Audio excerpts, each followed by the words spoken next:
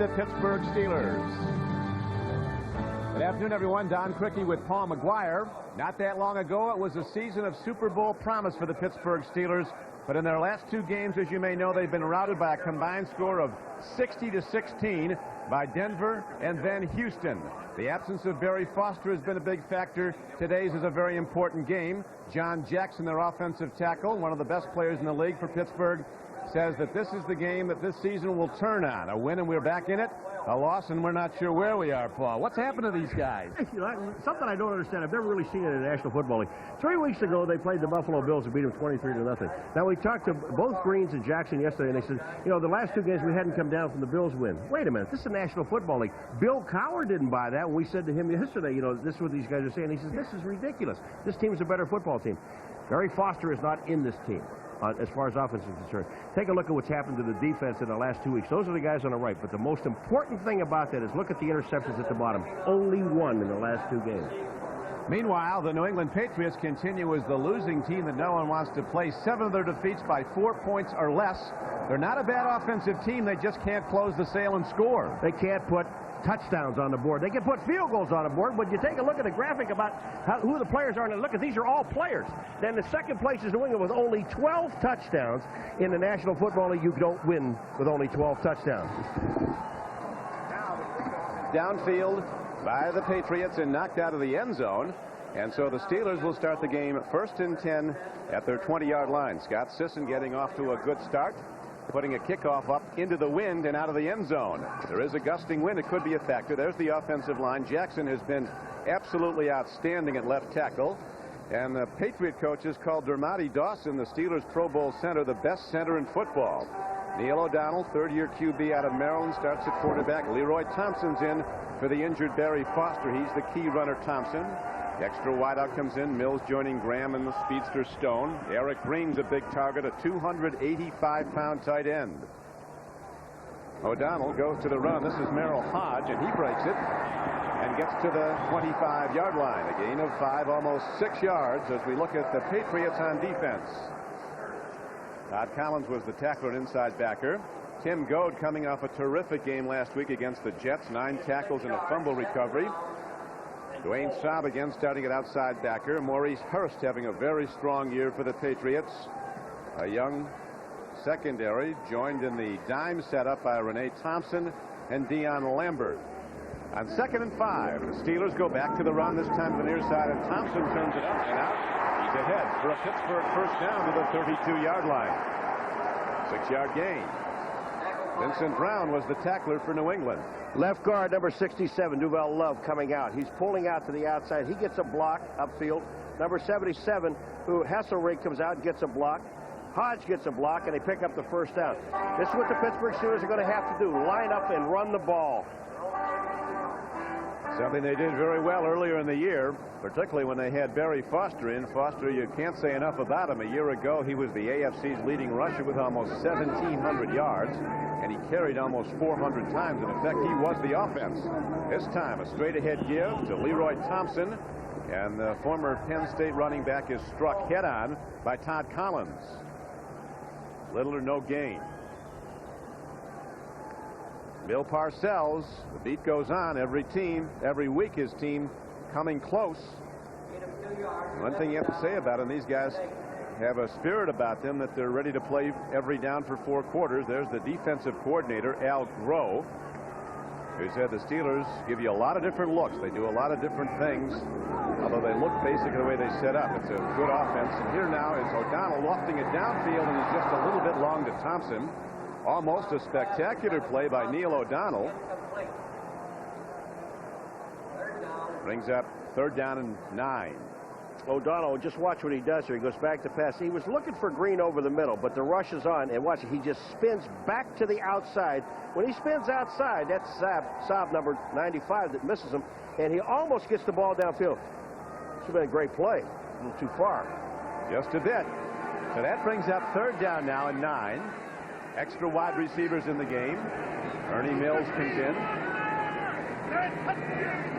Shotgun snap to O'Donnell, and over the middle throw, and he's not close. So O'Donnell has been troubled by tendonitis in his right elbow, his throwing arm, all season long since training camp. And then he went out with a shoulder injury in that rout loss last Sunday night at Houston. I think he was trying to get the ball to Eric Green, number 86, coming across the middle, and he never got off the line of scrimmage. Excuse me. New England Patriots just held him, and they had double coverage on him in the middle. Someone's got to be open when you double cover the tight end. Mark Royals in to punt the ball for the Steelers. Hits it high, but not too deep. Ronnie Harris takes the ball inside the 30-yard line, and Harris, making his first appearance as a New England Patriot, returns the ball to the 31-yard line, a 38-yard punt and a 1-yard return. Larry Griffin was on the tackle for the Steelers. Roll 31 yards. Penalty marker down, stopping the clock with 12:43 to play in the first quarter. Steelers 3 weeks ago with that big win, 23-0 over the Bills. It's been all downhill since. The Patriots coming off a 6-0 loss 5-yard to the Jets. 21 of the kicking team. Ron Blum making the signal against the Steelers. It is on number 21, Deion Figures, their top draft choice. Patriots have him. We come back. Draft choice in the NFL last April. Getting more confident every week when we talk to him. And he really feels now he's got in sync with his offensive blocking. This is a good offensive line. Armstrong and Harlow having standout years at tackle. Mike Arthur in his center today. Bill Lewis was hurt last week. Evan Turner and Leonard Russell, two big backs, not a lot of speed, but Russell coming off a career game, 147 yards last week. And Turner's an excellent blocker. The Patriots, first play from scrimmage. Leonard Russell, he knows the Steelers will be hunting the football as he protects it with both arms and takes it ahead for 2 yards. There's the Steelers front seven. Kevin Green is a player to be watched, number 91, the former Ram. He's a good time sack master. Levon Kirkland coming out at inside backer. Greg Lloyd is the best defender, a Pro Bowl outside linebacker. Some people think Rod Woodson is the best player in the NFL at any position, but he hasn't been the last 3 weeks. No, even Parcells said it when he saw me. He said, you know, he hasn't had that Pro Bowl just the last couple of weeks. He hasn't played like a Pro Bowler. Bledsoe, good play fake, buys some time, fires downfield, but that lightning arm has too much lead on the pass. It's incomplete. And that brings up third down and a long 8. Trying to get the ball down to Michael Timpson. The only man he could find with one-on-one coverage, and Timpson was coming across the middle, but he couldn't shake the defender, and the ball's thrown too far outside to the left of the screen. He's looking for Timpson now, and he sees him breaking right here, but the ball is too far to the outside. There's the one-on-one coverage by D.J. Johnson. Couldn't get the ball there. Pittsburgh has to win this game on defense today, Rick. I really believe that because the offense has not looked well at all. They didn't on that first series. Third down. Bledsoe stands in. Again, they give him time. Here's a throw downfield, and it skips off the hands of his receiver, Vincent Brisby. That was where it had to be. And Brisby, who's a good-handed receiver, he made some great catches in the rain last week. Can't come down with it. Well, I think Gary Jones, number 25, got in his way. He's a six back on a dime situation. And Gary Jones went up in the air, and Brisby lost sight of the ball at that time. The ball goes right through his hands. Rod Woodson is back, anticipating the punt of Mike Saxon of the Patriots. Pittsburgh about to get the ball for the second time in the game. They're coming with a full rush. Saxon hits it very well downfield. Woodson inside his 10-yard line. Beats the first wave, and Rod Woodson turns it out of bounds at the 22-yard line. Woodson had 7 interceptions in the first 6 games this season, but he hasn't had any since. A 57-yard punt by Saxon and a 12-yard return by Rod Woodson. You know, you were saying that they had a full-scale rush on the punter that time. The one thing with Woodson back there, you can block guys one-on-one downfield and let Woodson run with the ball. He can fake people out. He's got great skills back running punts back, which he loves to do. So you really don't have to have a whole lot of blocking for him down there. You can go after almost every punt. Deion Figures almost got to it. The Steelers now have 2 tight ends in the game. Adrian Cooper joins Eric Green. Power set. Lone back is Leroy Thompson. He gets the ball, and the marker comes down as Thompson is taken down hard at the 25-yard line. A lot of people left too soon for the Steelers. They're in a hurry. Make haste slowly. Leaving before the snap. Ball start right of the snap. 72 offense, 5 yards, repeat first down. Bill Cowher, in his second year last season, he led the Steelers to their first division title in 8 years as a rookie head coach. They were 11-5. This has been a troubled year for Cowher and the Steelers, and as we pointed out, a pivotal game today as they come in 6-5 and 1 game behind Houston. The Oilers hooking up with Atlanta right now at the Astrodome. Oilers on a 6-game win streak. O'Donnell takes a look, eludes the rush of Gove. Neil O'Donnell ran the run, and they run him out of bounds. Mike Pitts thinks the better of hitting him as the official was ready to throw a personal foul flag. I'm sorry I jumped in, Greg, but I saw Graham, number 81, going beyond the defensive back, and I mean, he was gone. O'Donnell couldn't find him. He's on Rod Smith. Watch this. With Graham, here he goes. He's beyond. He's like, from there it doesn't look like it, but it's 10 yards beyond, and he sees O'Donnell going out. All O'Donnell, if you can see him downfield, just throw the ball as hard as you can. O'Donnell comes in completing 58% of his passes, 9 for touchdowns, thrown 5 interceptions, a quarterback rating of 83+. Green, the tight end, goes in motion. The run is by Leroy Thompson, and the Patriots, who've been 25th out of 28 teams in stopping the run, put the big stick on. They've been shutting it down. I don't care how good or how bad a quarterback you are, you cannot throw the ball unless somebody blocks up front. This offensive line has really not blocked well at all. Every time that Neil O'Donnell has gone back for a pass where he wants to set up, he's been rushed. He has to avoid the rush, and it's really hard to find players downfield. And that time, the offensive line didn't block anybody. And now he is forced with a downfield throw as third down comes up, and the Steelers need 18. O'Donnell in a shotgun set with 3 wide receivers in the game. Reed comes in motion. Here comes the rush again. O'Donnell triggers it to an open man. Hodge is ahead, and he dives very close to a first down, but he did not get it. He needed 18. He got 17. Vincent Brown getting there in the nick of time to stop the Steelers and force another Pittsburgh punt. You're trying. Look at O'Donnell is trying to go downfield with the ball. He's looking. Hodge is just an outlet receiver. He sees the rush coming in. He throws to Hodge. The linebackers are really not covering on the outside. They finally get to him. Vincent Brown knocks him out of bounds and saves getting a first down. Good play by the defense. A very good play, and almost a first down, but Mark Royals is into punt again. Hits it now into a swirling wind. Ronnie Harris comes up on the ball, fields it inside his 35. He fumbles the ball. And the Patriots get it back. David Bavaro comes up with the ball. A near miss for the Steelers. Punt return. Ron Harris, he'll take his eye off the ball, almost to his spot. He's watching the ball, but watch, he sees Larry Griffin. Right now, he's looking at Griffin. The ball goes through his arm. You got to watch it the entire time. Bavaro was there. Now back to live action into Leonard Russell as he's picked up, and a nice play by Greg Lloyd. The outside linebacker. Earlier this season, Lloyd said that this Pittsburgh defense doesn't get enough credit. And then when the Steelers started to give up a lot of points the last couple of weeks to Denver and to Houston, he said we're having too much attention placed on us. Is there a happy medium there? Avoid Lloyd. I love that big sign. Don't try to run wide on Lloyd. You're not going to make it. Out of Fort Valley State, now in his 7th year, 3 times a Pro Bowl player. Bledsoe coming off a very good performance against the Jets. In the wind and rain at Foxborough, Donald Evans, the right end, might have jumped. Donald Evans jumped, and the only reason that they blew the whistle because he didn't touch anyone when he jumped. But he had a free shot at the quarterback. I mean, unabated towards the quarterback, where he was blown dead. 5 Yeah, yards. but what I'm saying is that don't blow the whistle. See, if a defensive man goes offside, he doesn't touch anybody, they don't blow the whistle. But if he's got a straight shot, now watch, he goes through, and he really doesn't hit anybody here. But he has a direct shot at the quarterback now, so that's why they blow the whistle. They don't want the quarterback to get harmed. That's why you're up here. Once again, I identified the obvious. He was slightly offside. 5 yards worth. Second down. Bledsoe stands in, swings it out. On the run is the fastest back, Corey Kroom, and he crashes out across the 40-yard line and out to the 43-yard line.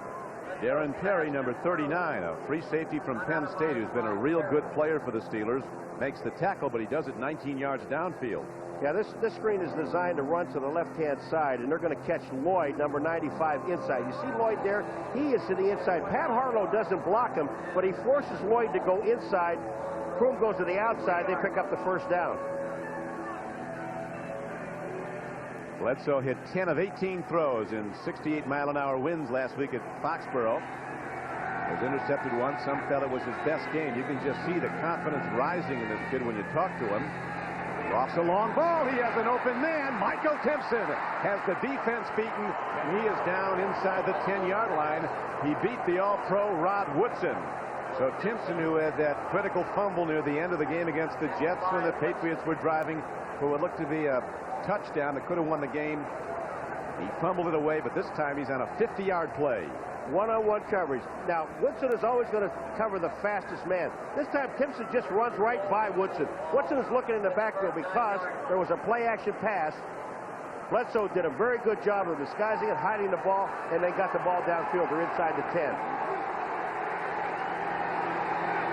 First down and goal from the 10-yard line. This is where the Patriots have had problems closing the sail. End zone throw, and it's broken up. But penalty markers come in. Kevin Green, a linebacker, was covering Kevin Turner, a running back for the Patriots. There's a whole lot of pass interference. Kevin Green knows he doesn't have a chance. All he does is stick his arms up. You can't put your arms up and wave in front of the receiver. You've got to give him the right to catch the ball, or at least you can turn around and knock the ball down. But he had his back. In the end zone. Ball is on the 1-yard line, first and goal. Here it is. Watch Green, number 91. Look at his arms. They're up and waving. He's not even making an attempt at the ball. And that's what they call. And, of course, as you well know, Paul, the Patriots have not scored a touchdown in the first quarter this season. First and goal from the 1. If they don't take it in from here, it's not going to happen. Bledsoe, not wanting to risk anything going wrong with this golden opportunity, calls a timeout. He goes to the sideline for some counsel. The reason for the timeout, they only had 10 men on the field. 1, 2, 3, 4, 5, 6, 7, 8, 9, 10. And this little guy down here is Barnes, trying to get on the field. And he does get on, but they call timeout. You've got to play with 11. I mean, he's supposed to anyway. It's legal to play with less, but not well advised. This is just the 4th play of the drive coming up now. You see the Steeler defense has not allowed a rushing touchdown at home this season. The Patriots, who've been troubled in recent years, as their fans know so well, have only 4 road victories in the last 4 years. They fumbled the ball. They fumbled the ball. But they got it back. They're still alive as Donald Evans gets up, swinging his fist in disgust that they didn't capitalize. Bledsoe was trying to get the ball to Leonard Russell, and it looked like he didn't have control of the ball. Parcells was telling us yesterday. I mean, we move the ball, and then we destroy ourselves. What is it that Kevin Turner told you last week?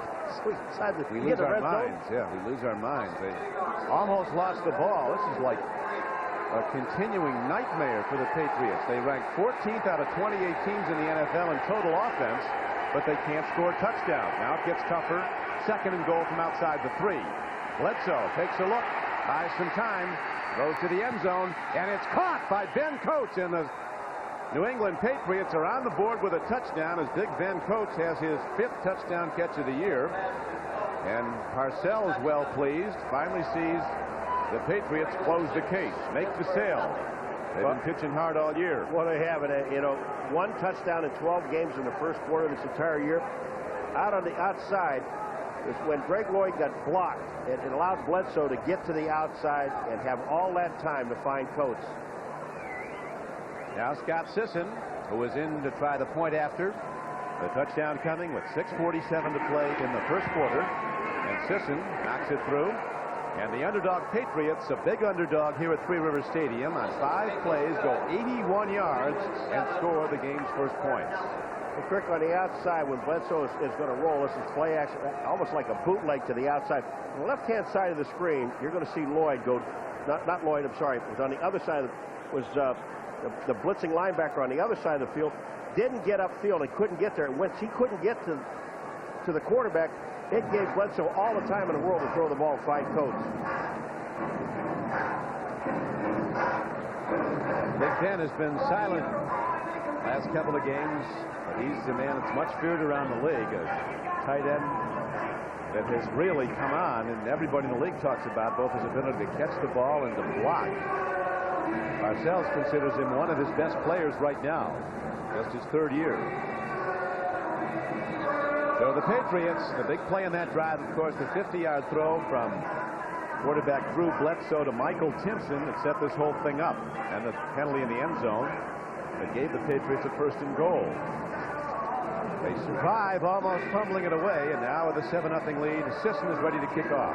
See how they react after scoring a touchdown in the first quarter for the first time. Well, this will be interesting to see if they build on this or if they're overwhelmed by good fortune. They're going to be tough to beat today, the New England Patriots. Here's a kick into the end zone, downing the ball, and they will now come out as the ball is down by Dwight Stone, and it'll be first and 10 again for Pittsburgh at the 20-yard line. Coming up next on most of these NBC stations, it's game 2 of our NFL doubleheader. Most of you will see the Denver Broncos take on the San Diego Chargers in an AFC West showdown. Some of you will see the Kansas City Chiefs collide with the Seattle Seahawks. Check your local listings for the game in your area. An NFL doubleheader day on NBC. Right now, we're at Three Rivers Stadium, 6:40 to play, first quarter. The Patriots have taken a 7-0 lead on the heavily favored Steelers. O'Donnell, play faking, backpedaling, swings off. And the screen pass was connected to Leroy Thompson, and he is ahead for a gain of 12 yards and a Steeler first down. You know, they were talking yesterday, Parcells and the guys in the wing saying the best center in football is DeMonte Dawson. He's the guy that makes this work. Watch 63 get out into the screen. He's on the left of your screen right here. And here comes the block. He makes the block. The screen opens up. They pick up 11 yards. This guy's all over the field. That was interesting, Paul, when he asked Parcells what makes him so good. He said his quickness. He said he absolutely amazes you where he gets to on the field to make blocks, as he just did. Now in first down, they go back to Thompson, running hard and taking hard hits, a gain of maybe a yard. Leroy Thompson is a power back, 5'11", 217. In his third year from Penn State, he comes in with just over 420 yards rushing, averaging just over 4 yards a carry. But the man who's not here today, once again, Barry Foster rushed for almost 1,700 yards last year. Well, look at, I mean, here when you see the offensive lineman trying to block, when you have too many players to block, you can't block them. One thing the Pittsburgh Steelers have to do, they have to get downfield with the ball. They've got to get these people off the line of scrimmage. They have 7 people right up on the line of scrimmage. This time they go back to the run. This time it's the veteran fullback Merrill Hodge running, and the Steeler faithful expressing some early displeasure as the offense sputters. Three Rivers Stadium, this was a battleground in the 1970s when one of the great dynasties, maybe the best ever in the NFL, ruled pro football. The steel curtain defense that won 4 Super Bowls in 6 years. Ron Earhart there, the offensive coordinator for the Steelers, hired Bill Parcells as his linebackers coach at New England back in 1980.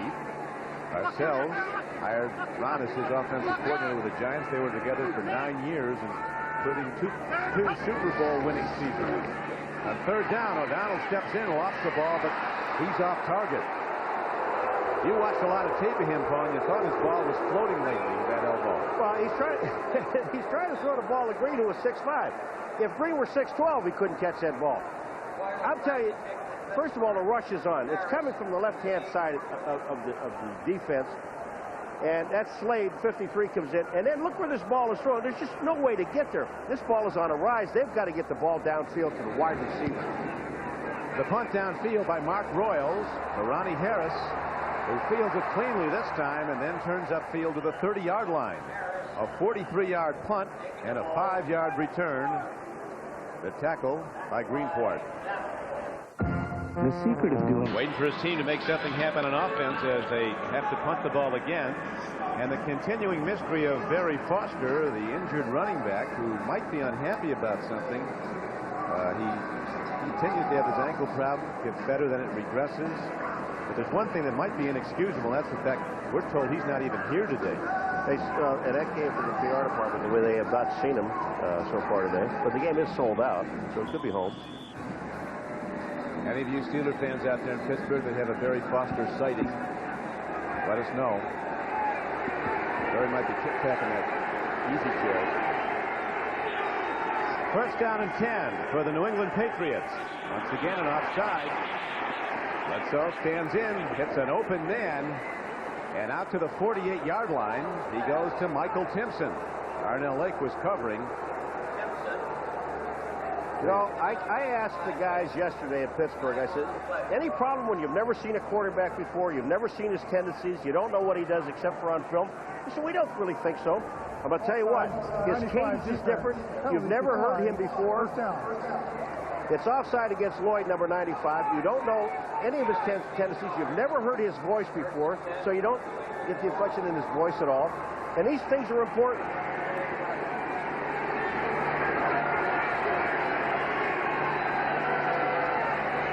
Patriot fans all know Bledsoe is just 21 years old. Very personable young guy. He handles it well. The fame and the fortune has come to him as he gives up to Leonard Russell, who handles that football big time, game after game, pounding it out. A 235-pound runner out of Arizona State, tackled by LaVon Kirkland of the Steelers. I'll tell you something. I'm looking at this defense, and they're running all over the place. They're not even set. And you're going to see D.J. Johnson, number 44. Look how far inside he comes. He can't even make the play. He's not even in the picture now. 6 yards, second down. The ball was advanced 6 yards downfield to the 45-yard line. There's D.J.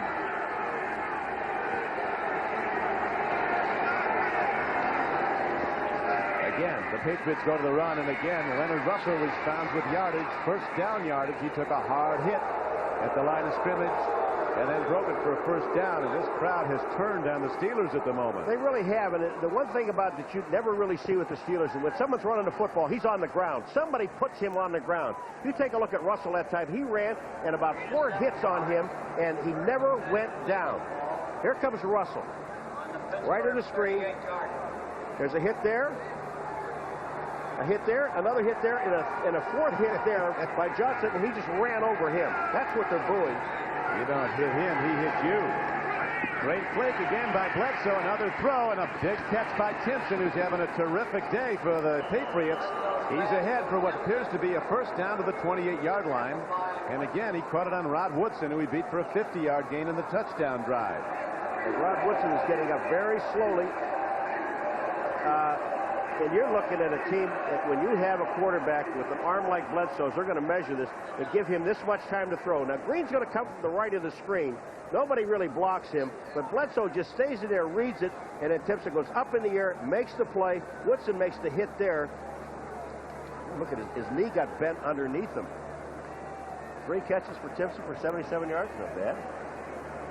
Including that 50-yarder. Second down.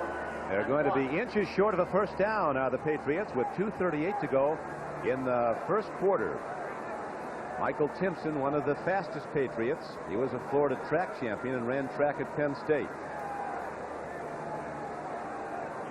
Making amends for that catch and fumble last week that could have cost the Patriots a game, but that's been the story that's unfolded so many times. The thing you have to admire, so commendable about the Patriots, every week they play every down like a playoff berth is down the line.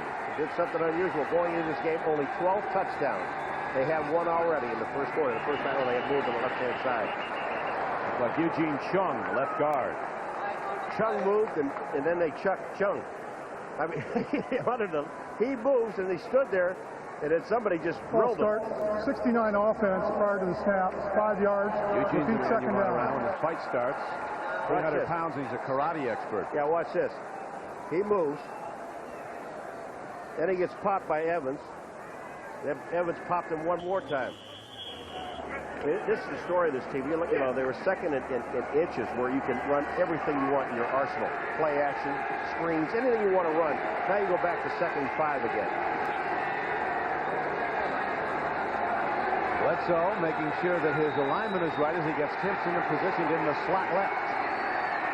Bledsoe with a timing throw. Brisby's going for it. He comes down with the ball. Another thing of beauty. All the way down, and that is Vincent Brisby, all the way down to the 5-yard line, a 28-yard gain on the play. Can I ask you something? You know who they're picking on for this first quarter?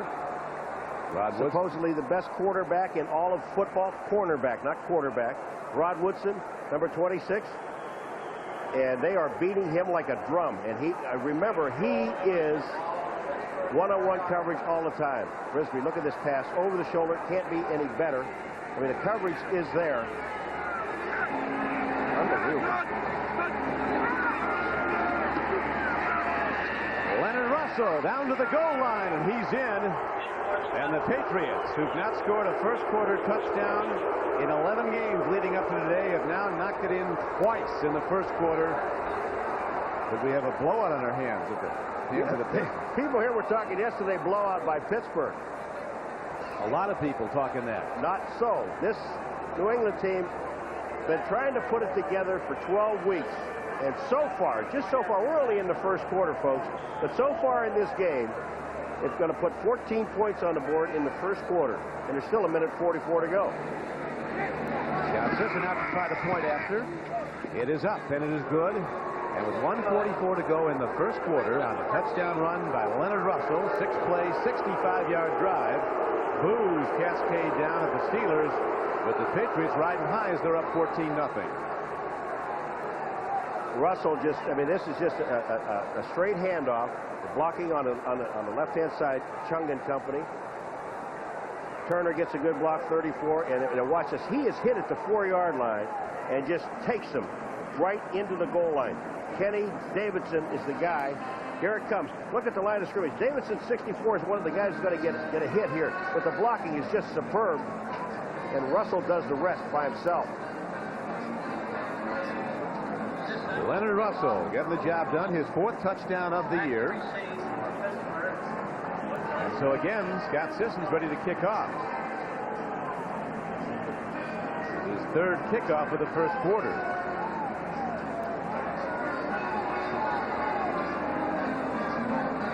Rod Woodson, who Sam Weiss, now the coach of Tampa Bay, once called the most dangerous kickoff and return man I'll ever see. Back deep. Woodson, another track man, a standout at Purdue. Here's a spinning kickoff that'll carry to the goal line. Here comes Rod Woodson.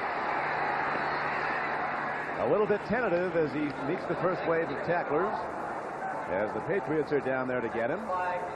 First Patriot down to make the tackle was Terry Ray. As we now look at the natural gas quarterback efficiency leaders, Elway, the top man in the AFC. Montana back in peak form. Number 2, followed by Esiason. Neil O'Donnell, the Steelers, is 4th. Bledsoe 13th, but he's rising. The number 1 draft choice that week after week more and more appears to be well spent by the Patriots. Here's a throw to the flat. Right? Leroy Thompson has the ball. He's out to about the 28-yard line. Rod Smith knocked him down. Rick, I got to show you something. I mean, Pittsburgh, when I'm saying they have to go downfield, there is a major problem here. And I want to show you the thing on a telestrator if I can about look at this team. Look at here. You got 1, 2, 3, 4, 5, 6, 7. They're playing just 4 deep in the zones back here. And until you get these guys, these linebackers right here and here out of here, you're not going to be able to run the football. That time the linebacker stayed in. They finally got Thompson in the flat, and the ball was thrown behind him. It wasn't a good pass. And that brings up 2nd down in about 3. Long 2. Here's the handoff. Thompson runs again. And he is close to the 30-yard line and to a first down. Tackled by inside backer Todd Collins of the Patriots.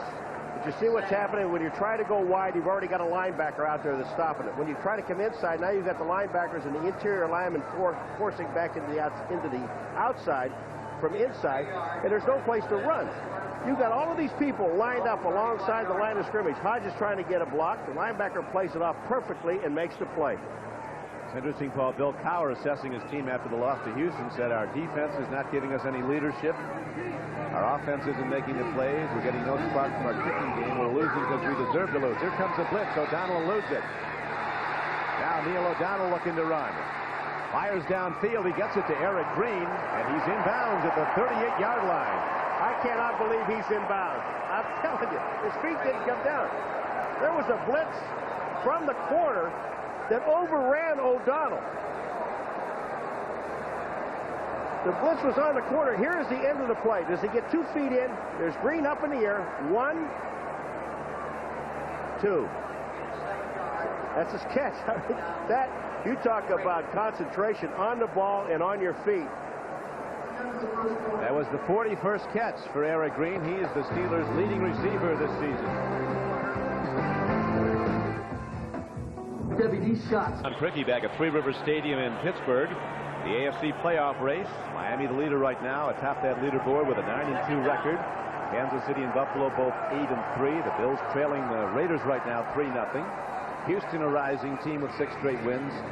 Big game, and the Steelers need big plays, and Merrill Hodge gives them one on this run as he is out for a first down carry Out close to the midfield line, taken down by Vincent Brown, the best linebacker who's never been to the Pro Bowl. Hodge just gets outside. He's going to get an excellent block from John Jackson, number 65, at the end of the line. Now, whether this is holding or not, you can guess on this. But the block is there. Jackson gets the linebacker to the inside, no place to go, and Hodge gets back to the outside and picks up the first down. You know, when you're looking at those records with Pittsburgh 6-5, there are a lot of 7-4s up there, pal. There are that. I don't think this team can afford to lose a game. John Jackson, who's allowed just 1 sack all year, he shut out people like Bruce Smith and Leslie O'Neal. Leroy Thompson runs, ball's on the field, but apparently they rule he was down. Vincent Brown makes another stop. The Patriots' leading tackler had 13 tackles last week against the Jets. I'm telling you, the more you look at this Patriot defense, when you look at their linebackers, you got Brown, Collins, Saab, and Tippett. These guys are just hovering around the line of scrimmage from tackle to tackle. There's really no place to run. And keep saying it. You've got to get the ball downfield. You've got to throw at least one deep ball, even if it's a throwaway. Patriots looking for that turnover. They've been down in the turnover count to their opposition. Here's a good throw by O'Donnell. A 2nd down and 8 throw downfield. And it appears to be very close to a first down. We'll see where they spot the ball out of bounds. It's going to be short of the marker. Merrill Hodge was the receiver, and Rob Smith was the tackler. Pittsburgh has turned the ball over 7 times in its last 2 games, both defeats, and the Steeler defense has taken the ball away just once. You have to give credit, really, when you talk about the front 7 of the New England Patriots, just give credit to the 4 guys that are back, Smith, Hurst, Brown, and Barnett. These guys are doing a great job downfield because O'Donnell can't throw the ball down there. Now he has a troubled arm. Tendinitis all season long. 3rd and 2, they go to the run, and Thompson breaks it. He could go the distance, a foot race. They get him, but inside the 10-yard line, it'll be 1st and goal Steelers at the Patriots 6-yard line. A 37-yard run from scrimmage by Leroy Thompson. But what an outstanding block by Merrill Hodge. I mean, he is the guy that gets the block. Number 33, bottom of the screen, he gets the block on the outside on Saab, and that opens it up for Thompson. Then a foot race to about the 7-yard line, inside the 7-yard line. That's the prettiest play of the day right here. But Hodge, there's his block. Bang! He blocks to the outside. Graham gets a good block, the wide receiver. And that falls the longest run of Leroy Thompson's career as a Steeler. Back to Thompson. This time the yards come much tougher as he is going to be stopped at about the 5-yard line. That time Saab made the play, gets away from Hodge, and makes the tackle. Forced Thompson to run outside and made the play. That brings up 2nd down and goal from the 5-yard line, just outside it. Steelers a big favorite, trailing the Patriots 14-0 in the 2nd quarter. 12 minutes to play in it. O'Donnell searches out an open man in the end zone, waiting to pull the trigger. Finally does. He's got a man. Up ball, they wave it off. Ooh, that was close. Jeff Graham came down with the ball, but not with both feet in. That took a long time to decide. Now, did he drop the ball when he came down? That was a tough call. I mean, you got one quick look at it down there. You really do. And at full speed, Graham is there. He goes up in the air. O'Donnell had all day to throw the ball. But watch here. Here's Graham up in the air. Now, does he come down with both feet in bounds, and does he have control of the ball? One. Good no, call. sir. Great call. The official's right on top. And I'm going to tell you something. I don't really think this is 3-point land for Pittsburgh anyway. They need 7. Here's another big down coming up for the Steelers. 3rd down, they're going to call a timeout. So there's a break in the action with the Patriots in the lead. Coming up, 3rd and goal from just outside the 5. The Patriot defense has had trouble keeping people out when they get inside that red zone, the 20-yard line in. They really do. And you know, if they can shut the Steelers down here or only just give them 3 points in here, that is a victory for this team. And I'm really not surprised to see the New England Patriots come on as strong as they have. We've done them. I've done them the last 2 weeks in a row. You've done them a lot more than I have.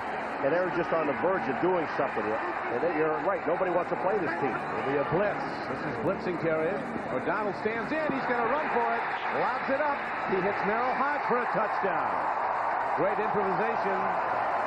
by the quarterback, Neil O'Donnell. He's not fast with a couple of injuries.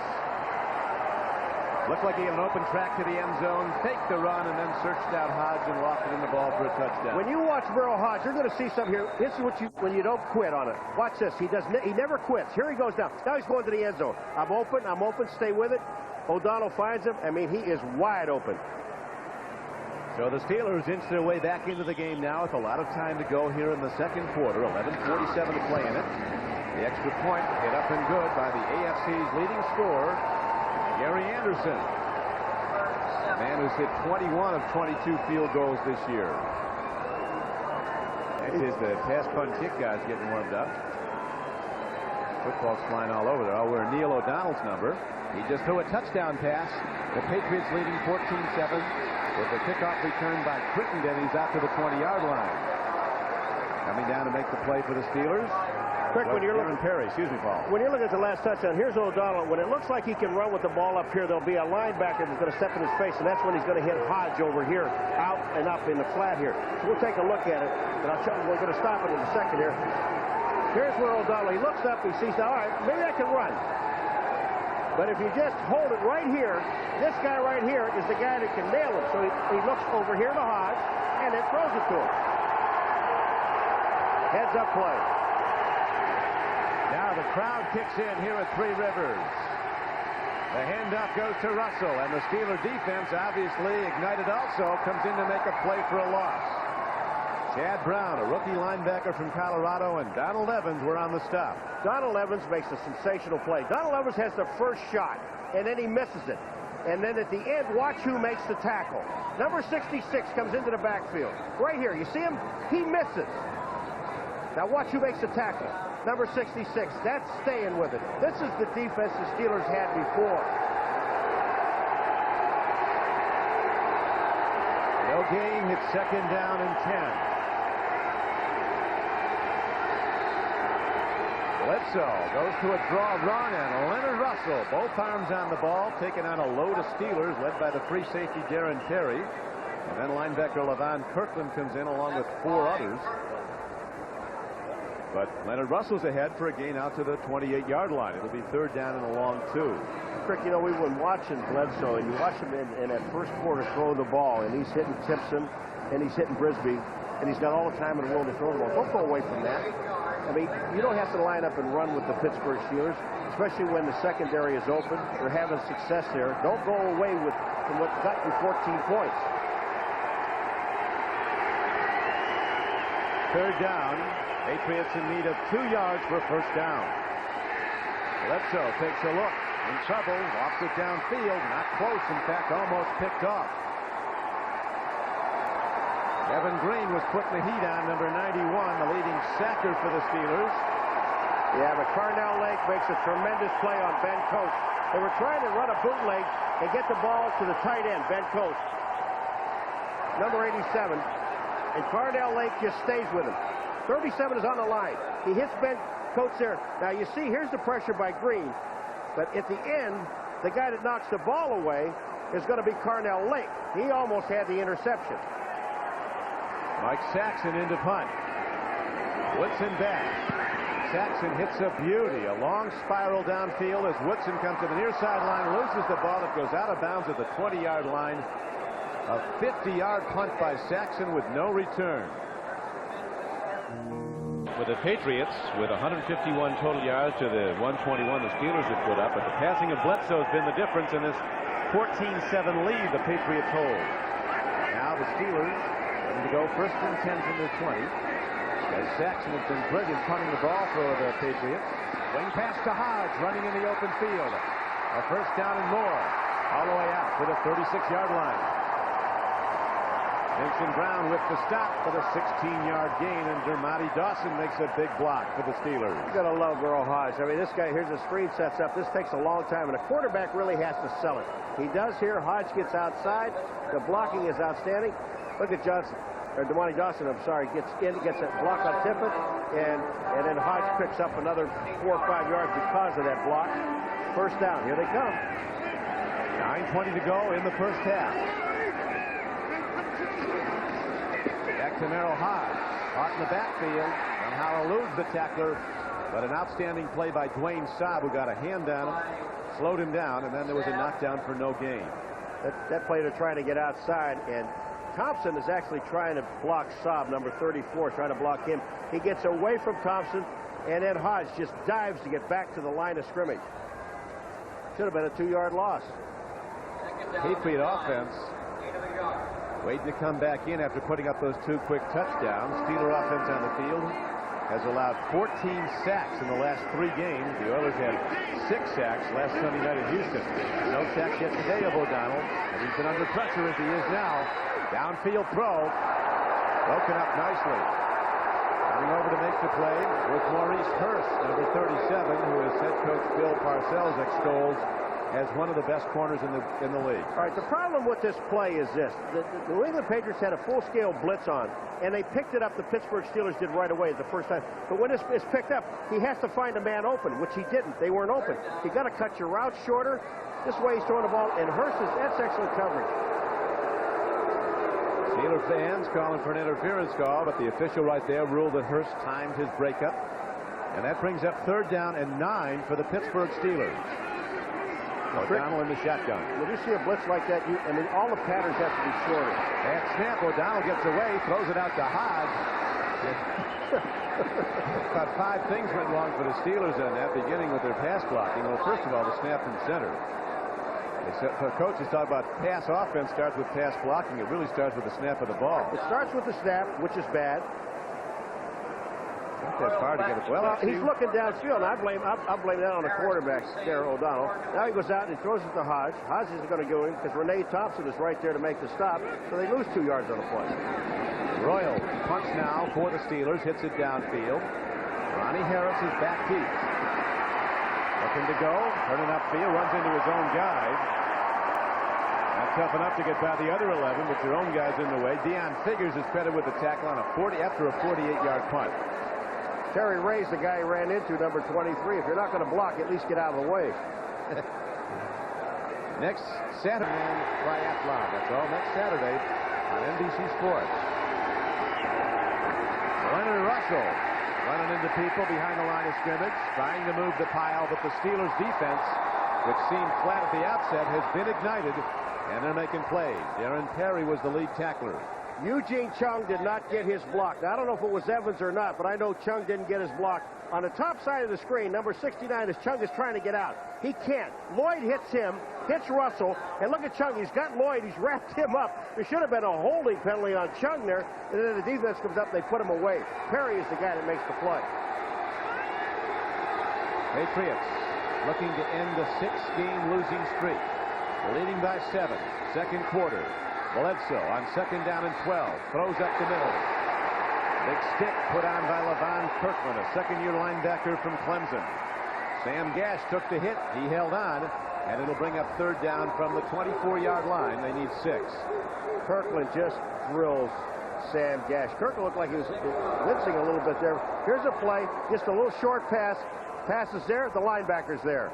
Those type of things will make you wince a little. Well, I'll tell you what, that's one of the ways to get one of your backs killed. Not a pass you want to throw back. 3rd down. Bledsoe stands in against the blitz. Pump fakes. Ball is tipped. Woodson makes the play. And the Patriots have to punt the ball with 6:17 to go in the first half. I'll tell you, it's a good thing that Woodson knocked this ball down, because Corey Kroom was on the outside, and that's who Bledsoe was trying to dump the ball to. There were no defenders out there. Woodson is on a blitz. Look at this. He fakes, pulls it down, and the ball is hit by Woodson. Knocks the ball down, but Kroom, had he gotten the ball to Kroom, he might still be running.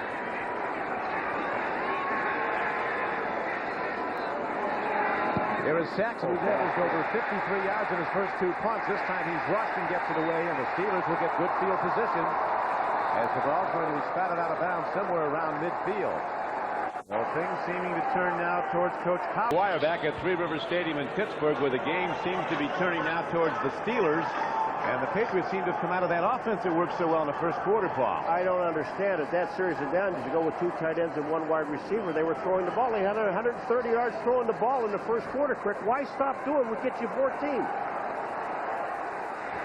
Now let's see what the Steelers can do as they start with good field position on the Patriots side of the field. O'Donnell play faking, fires over the middle, a low thrown ball, but well received, taken in by Dwight Stone, the fastest Steeler, scooping it in for a legitimate catch just off the turf. You know, in all fairness to O'Donnell, he has a bad shoulder, a bad elbow, and he really has not thrown a sharp pass. This ball is way down. Stone goes down to get it. He's really not thrown a good ball yet.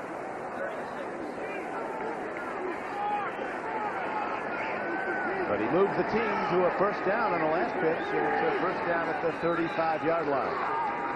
Back to the run, Thompson.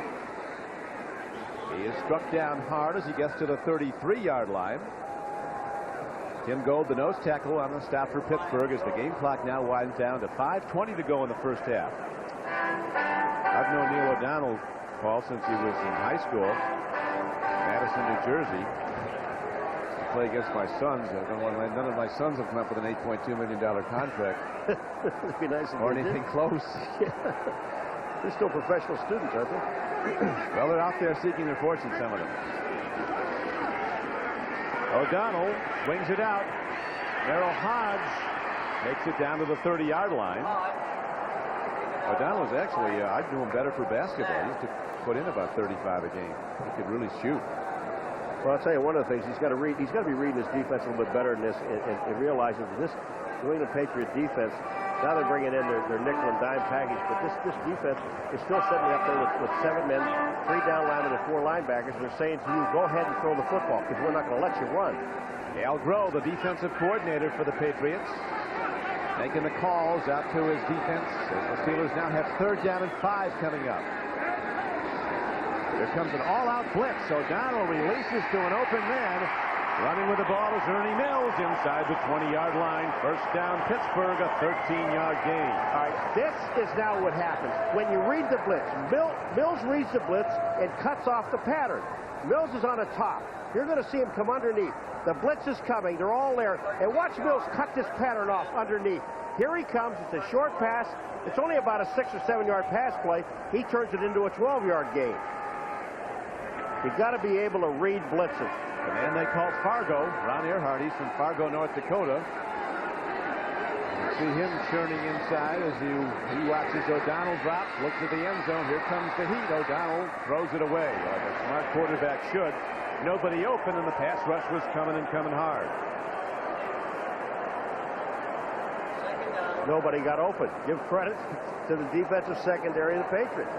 They were all there. O'Donnell does the smart thing. The classic example of being able to throw the ball away, but you have to throw the ball towards the line of scrimmage. You can't just dump it out to the right or out to the left. You've got to throw it downfield.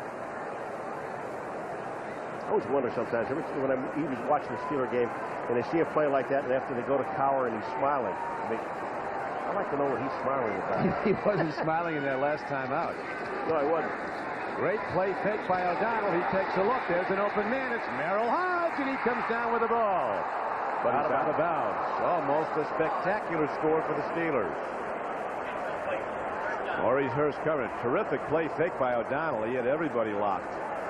Well, he fakes the Stone. It looked like they were going to run some type of reverse. You'll see Stone come in behind him, and that holds everybody. When he does that, look at the time he has.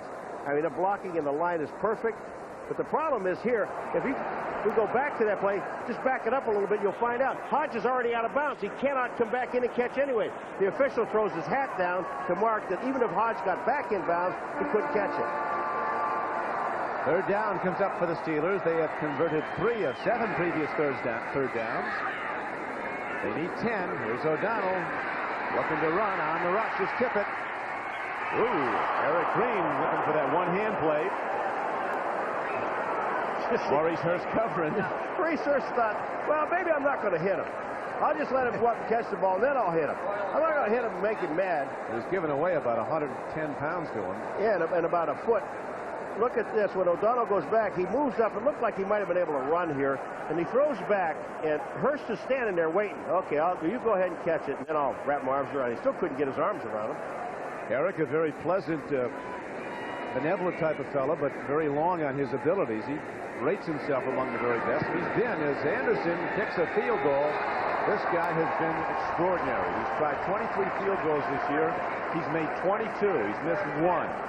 This is a guy the Buffalo Bills cut when he went 0 for 5 kicking field goals in the preseason in '82. The Steelers jumped on him, and what they got was a Hall of Fame kicker. Chuck Knox said he couldn't get the ball up high enough. He couldn't clear the line of scrimmage. Can you clear the crossbar? That's the deal. He's kicked out outdoors his whole career. About a win here late in the season in Pittsburgh. Coming up, it's the Domino's Pizza NFL Live halftime report. Jim Lampley, Mike Ditka, and O.J. Simpson will bring you up to date with scores and highlights of all the action. Bledsoe waiting to get his crack at it. His team's 14-point lead is now down to 4. You know, we watched this Pittsburgh Steelers team offensively and defensively get a wake-up call. Anderson just hit and went down. He hit the ball and fell down. This can happen. Ronnie Harris runs it back, gets to the 18-yard line, and that's all. Anderson's all right. Lost his footing on the artificial turf. He came up to the ball, and he says, I'm all right. Not a bad kick. They didn't get the ball back even to the 20. Here comes Anderson. And are you ready? Nice hit, though. Hit the ball solid. Keep your eye on the ball. Yep, looking for that clump of dirt. What you want to do is start them inside their 20. They did that. Patriots will go from their 18. Anderson will be attended to. Then he's going to put some new shoes on. Leonard Russell on first down, banging into tacklers, getting ahead for a gain of about 6 or 7 yards. Now let's go to New York and to Jim Lampley. Jim? And let's take both of you sometime Buffalonians on a sentimental journey to Orchard Park to see the Bills get on the board. This 51-yard Kelly to Pete Metzelar's pass, setting up a 3-yard touchdown run by Thurman Thomas, which has given Buffalo the lead over the Raiders in the second quarter, 7-3. Buffalo has lost Andre Reed with an elbow injury. Don Paul? Thank you, Jim. A big loss, an all-pro receiver. Ball on the field. Who's got it? Steelers look like they have it, and they do. Inside the Patriot 20-yard line, Jeff Skinina, a rookie nose tackle from Purdue, gobbles it up like a dog on a pork chop. I'm going to tell you what, you talk about self-destruct. You know, we look at 14 points in the first quarter. Here it comes. Bledsoe never gets the ball from the quarterback. And number 90, Skinina, you see him on the left of the screen. He's actually going to end up with the ball because the ball pops out. Parcells, are you happy? I don't think so. So the good fortune the Patriots enjoyed in the first quarter when they built a surprising 14-0 lead can now quickly turn into a deficit for them with 2:18 to play, 2:39 to play in the first half. O'Donnell end around, reverse. This is Leroy Thompson running. Saab stays at home and turns it in. Wayne Saab fighting off the blocks. Fed the running back into the linebacker, Vincent Brown, for the tackle. Saab makes an outstanding play because Hodge and O'Donnell are both trying to block him. He's nodding, yeah, I got both of you guys. Saab, number 95, on the outside. Here comes the reverse, he reads it. Here comes Hodge. He hits him inside. O'Donnell misses him on the outside, and Saab makes the play. He doesn't get the tackle, he makes the play. Steelers looking for a go-ahead touchdown as we're down almost to the 2-minute warning, and we are now at it. Play was not, snap wasn't off in time, so there's an official timeout on the field. It would be a huge victory for the Patriot defense if they can hold the Steelers to a field goal. Steelers down 14-10, have it at the 16-yard line of New England. New England, those numbers include today, but New England total yardage in the second quarter, 19 yards, 6 passing. They had 130 yards passing in the first quarter, and why they went away from it, I don't know. O'Donnell sends Merrill Hodge in motion. He's running to the end zone as Hodge. O'Donnell swings it out. Thompson goes up and gets it. They burst. He's down to the 13-yard line. It'll be 3rd down and 3 or 4 from there as Gobe, the quick nose tackle, moves off the block of Jamadi Dawson and makes the tackle. When you see the number of times that O'Donnell dumps it off to either Thompson or to Hodge, the reason for that is that secondary coverage of the Patriots is superb. They've just got everybody covered. There's no place to throw the ball downfield. And what's happening is and I know that the Patriots are putting two guys on, a linebacker and a safety. I can't believe that Eric Green is not getting open. Third down draw play, and Leroy Thompson rockets inside the 5-yard line. Now Merrill Hodge rockets in and gets the first down. It's first and goal for the Steelers at the 2-yard line of New England. This Gavani Dawson, I mean, when he blocks, he opens up a hole. We're looking at the center, right in the middle of the screen. Watch his block. He comes back. He comes all the way down the line of scrimmage to make that block. You've got to be very quick in order to do that. He does it. The ball's inside the 3. Now to go into power set here, Paul. 3 tight ends in the game. Eric Green, Adrian Cooper, and Tim Jordan. Wham block. Tight end leads the block up the middle. The tight end wham, but Leroy Thompson run is shut down by Mike Pitts.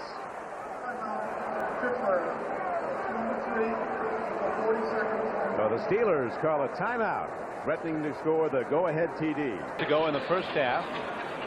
The Steeler offense, which sputtered early, now making connections, getting the ball down close. It's second down and goal coming up from the 2-yard line. Patriots a surprise leader, 14-10. Patriots led in the first quarter, 14-0, but have had virtually no offense in the second quarter. That guy 33 gives you 100% on every single down.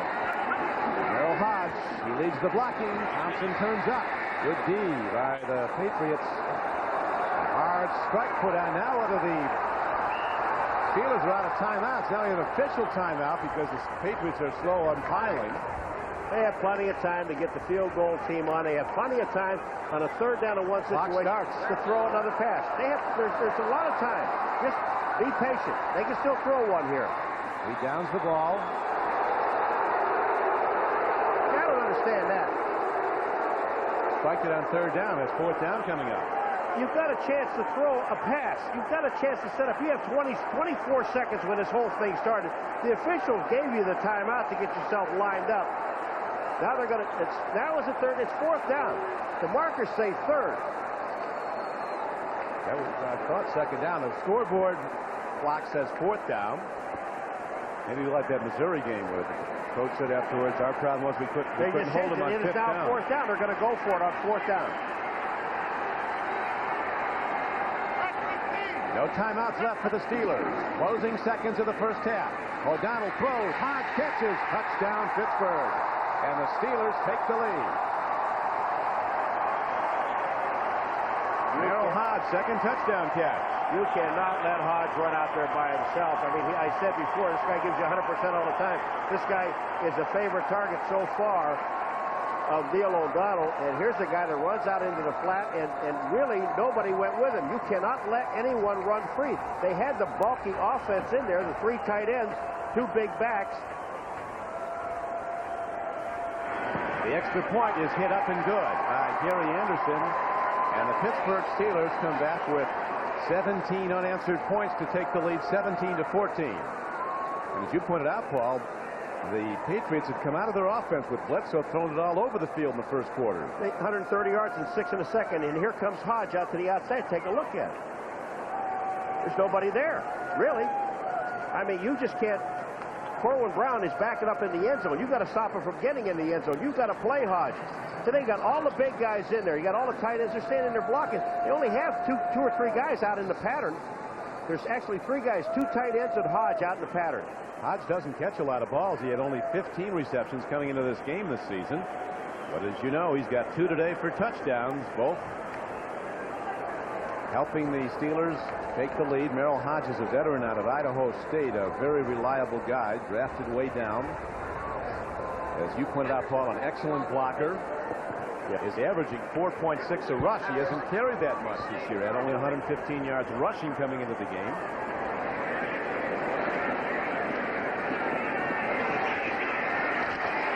Drop downfield, and the ball is to the 25-yard line. Time for one play, 5 seconds left. Let me show you the guy that really doesn't get where he's supposed to go here. You see this guy right here? That's David Bavaro. He has got to get himself out here to cover Hodge coming out of the backfield. Because here's Corwin Brown. He's going to end up back in the end zone. But Bavaro is the guy that gets held up by the tight end right here. Watch this. Here comes Rivaro, and that's his man. Hodge is his man. He doesn't get to him.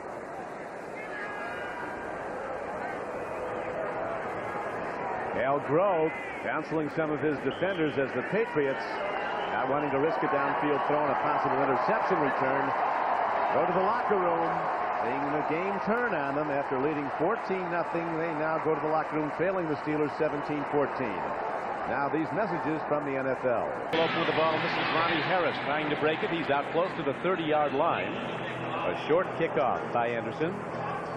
As we look now at the halftime stats presented by Coors Light, the Silver Bullet halftime stats. Steelers coming back with a lot of offense. You pointed out, Paul, all that passing offense for the Patriots in the first quarter and just 6 yards in the second. Yeah, 130 of that passing was in the first quarter. They've got to go back and let the kid throw the ball. I'm saying Bledsoe, the kid. He did very well, and then they went to double tight end. Now they're coming out with two wides, with Brisby and Simpson. They're going to let him throw. He moved the ball all over the field, did Bledsoe, early in the game, firing it like this. Here's a throw into coverage, and it looks like a catch. No, the ball is on the field, incomplete to Ben Coates. Looked like he had trouble getting the ball from center. Again, yeah, I thought he fumbled it again. In rushing stats in the first half, the Steelers, who are one of the best rushing teams, third in the NFL, averaged 5.1 a carry. The Patriots just 2.1. No, there's the snap. He bobbled the snap. I thought he did because he hesitated at the line of scrimmage, and then that throws off all the pattern, all the timing. That's Timpson, who's caught 3 balls for 77 yards at the top of your screen. Bledsoe gets some time, throws it out way behind his receiver as the Steelers now seem to have sorted out their coverage. They kind of sleptwalked through the first quarter on defense. Now they've come back, are in position, and forcing Parcells' young quarterback to make some errant throws. Well, they've got Crewman in the backfield now, and they're going to go with 3 wideouts. But I like to, even once it's successful, the first 2 plays were pass plays. That's okay.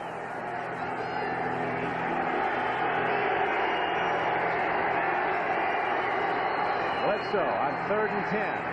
Gets some time, makes a throw. It's a first down catch. On the run is the super fast Ray Crittenden.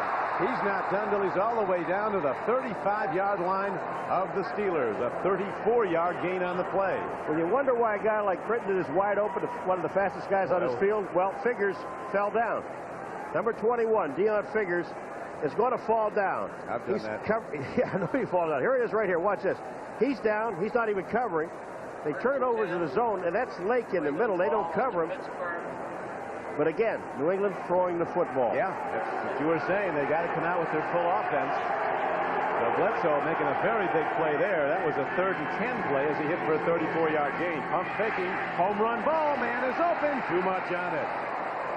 Timpson had the defense beaten, and Bledsoe was just a little bit long with his lead.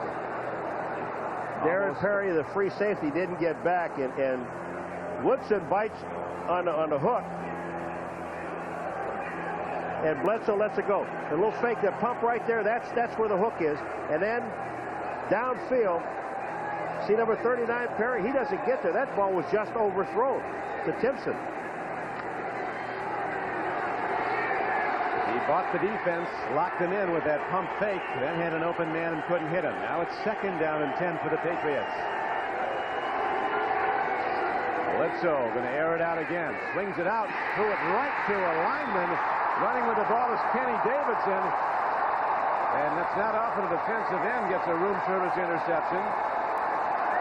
I hate to use that expression, but I'll tell you, he hit him right between the 6 and the 4. He really did. He was trying to loop the pass outside. It almost stuck there, didn't it? And when you throw it, when you throw that ball quick, you've got to throw it up over the defensive end. Watch where he throws this ball to Davidson. He hits him right in the numbers. Bang! Takes the ball. Excellent catch. They may move the offense. Yeah, usually those guys can't catch it if you throw them a free lunch, but here it is. Hands by Davidson. Oh, he just puts it right there, and Davidson makes the catch. Pittsburgh on a roll again. Steelers start their first possession of the second half from midfield. Merrill Hodge knocked down at the 49-yard line. Hodge having a career game as a receiver. He came in with only 15 catches through 11 games. He has 7 catches in the first half today, 2 for touchdowns. That was a terrible-looking play. I never thought he had it at first. He ran back and handed the ball to Hodge, and nobody blocked. No gain. That makes it second down and 10. Bears have moved out in front 17-7 on Green Bay.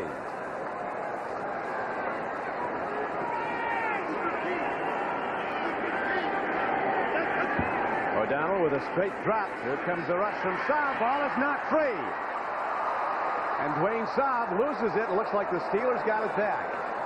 2 or 3 Patriots had a play on the ball, and as they always do, they try to pick it up and run with it. Not just the Patriots, everybody, and you lose the ball rather than fall on it. I don't understand it. That ball, they only pay the defense to get the ball back. They don't pay you to run with the ball. Saab is the man that knocks the ball out. He comes all the way around from behind and makes a tremendous play on O'Donnell. The ball is out. Behind O'Donnell, you'll see Saab. But then when this ball is on the ground, watch what happens. You've got to dive on the football. Don't try to pick it up. Dive on the ball. At least Saab tried to dive on the ball, and the ball squirted out. But it is a substantial loss, and it brings up third down and 19 for Neil O'Donnell and the Steelers as he gets time, throws to Hodge, and it caroms off his shoulder pads. So the Patriot defense stops cold the Steelers' first possession of the second half, and Pittsburgh's Mark Royals comes out to punt again. Al Groh's linebackers in position there to make some plays. And they're playing well. Again, there's no place to throw the ball downfield, so O'Donnell checks off and is going to throw the ball to Merrill Hodge, and that play would have only picked up maybe 8 or 9 yards total, and they needed 20. Ronnie Harris, who's been moved up from the practice squad, back to return the kick again. Well hit ball. Harris moves up on it. He's very fast. Nobody's fast if you don't have a block, and he's knocked down for a loss. Randy Cuthbert comes down to make the play. The Patriot defense rose up there and kept the Steelers from capitalizing on the interception of Drew Bledsoe, the Patriots' last possession. Now New England goes first and 10 from their 20. And Leonard Russell makes it happen. Splits 2 tacklers at the line of scrimmage and moves ahead for a gain of over 7 yards. Don Levin's finally brought him down, along with Kenny Davidson, the man who intercepted the ball on the Patriots' last possession. We're talking about Pat Harlow, number 77, the offensive lineman. Shula says he thinks he's the best tackler in football. He's out there blocking on Davidson, screening him out. Davidson doesn't really get to the play until at the end. Good block. 2nd and 2. Back to the run. Here comes Russell. Turns the corner. And he is very close to a first down. They'll spot him out of bounds ahead for a first down for New England. Ball positioned at the 29-yard line. D.J. Johnson ran him out of bounds. I thought Kevin Turner was in motion. Kevin Turner, the fullback, comes up to the line of scrimmage. Now, you can run along the line of scrimmage, but you cannot turn up. And before that ball was snapped, Turner was facing upfield on the block. To the right-hand side of the screen, well, it's hard to see him right here, but he's blocking on Lloyd. Lloyd pushes him to the outside and goes inside. But when you're going in motion, you've got to stay along the line of scrimmage. You can't turn it up until the ball snaps. Get there just in time. Get the first down. Now Bledsoe with a play fake, swings it out, gets a man. Not much of the gain, though, as the coverage is right there. Kevin Green is up quickly to make the tackle on Kevin Turner. The Steeler defense gave up very few big plays early in the season. They gave up a 66-yard touchdown play to Houston last Sunday night. Warren Moon to Haywood Jeffries. And they gave up a 50-yarder to Michael Timpson today. Not a touchdown, but it set up a score for New England. This defense really has not played. The defensive line in the last couple of weeks have not played up to par. Whole team has been down. The defense missing its usual fire. Here's a throw and almost a catch on a low thrown ball. Timpson going after the ball. Carnell Lake covering. And the game clock is down to 10:38 to play in the third quarter. The Steelers leading as they did at the half, 17-14. Well, now you see they're in his face, in Bledsoe's face, and he throws the ball down and away. Timpson almost makes a great catch. The ball was low, but he got both hands on it. Could have caught it. Bledsoe's thrown the ball 18 times, has completed 9 for 172 yards, 1 touchdown, 1 interception. They'll be putting it up here. It is third down, and the Patriots need 7. Steelers align their blitzers. They could be coming. They back off, go with a 4-man rush. Downfield throw, it's short of the mark. Simpson was open at the 45-yard line as he pounds the turf. Wide open, but under duress. Quarterback Drew Bledsoe couldn't get the ball to him. Donald Evans was right in his face, and he was coming hard, and Bledsoe never got enough on the ball to get it to his receiver. Jackson back to kick. John Jackson said before the game that when he got behind against Houston, we just lost our composure and couldn't pull it back together. Today, the Steelers found themselves down 14-0 and came back to take the lead 17-14, where it stands now. Rod Woodson is back. Mike Saxon ready to punt the ball for New England. It's a low punt downfield. Takes a Patriot hop. Woodson on the one hop is taken down. Very good. The special teams play. Coming down to make the stop, Renee Thompson. Notre Dame, Texas A&M. Right now, we go to another carry by Merrill Hodge of the Pittsburgh Steelers. A first down carry, good for 3 yards. Tim Goad stopped him. Notre Dame's that 2-point loss. That cooked them, huh? Hey, got to win them all. Florida State's going to win the national championship having been beaten by Notre Dame. How do you figure that? They're a better team. 3 yards, second down. How do you figure that? Boston College was a better team the day they played Notre Dame. Florida State was lucky they weren't blown out. Notre Dame dropped 6 balls that should have been intercepted.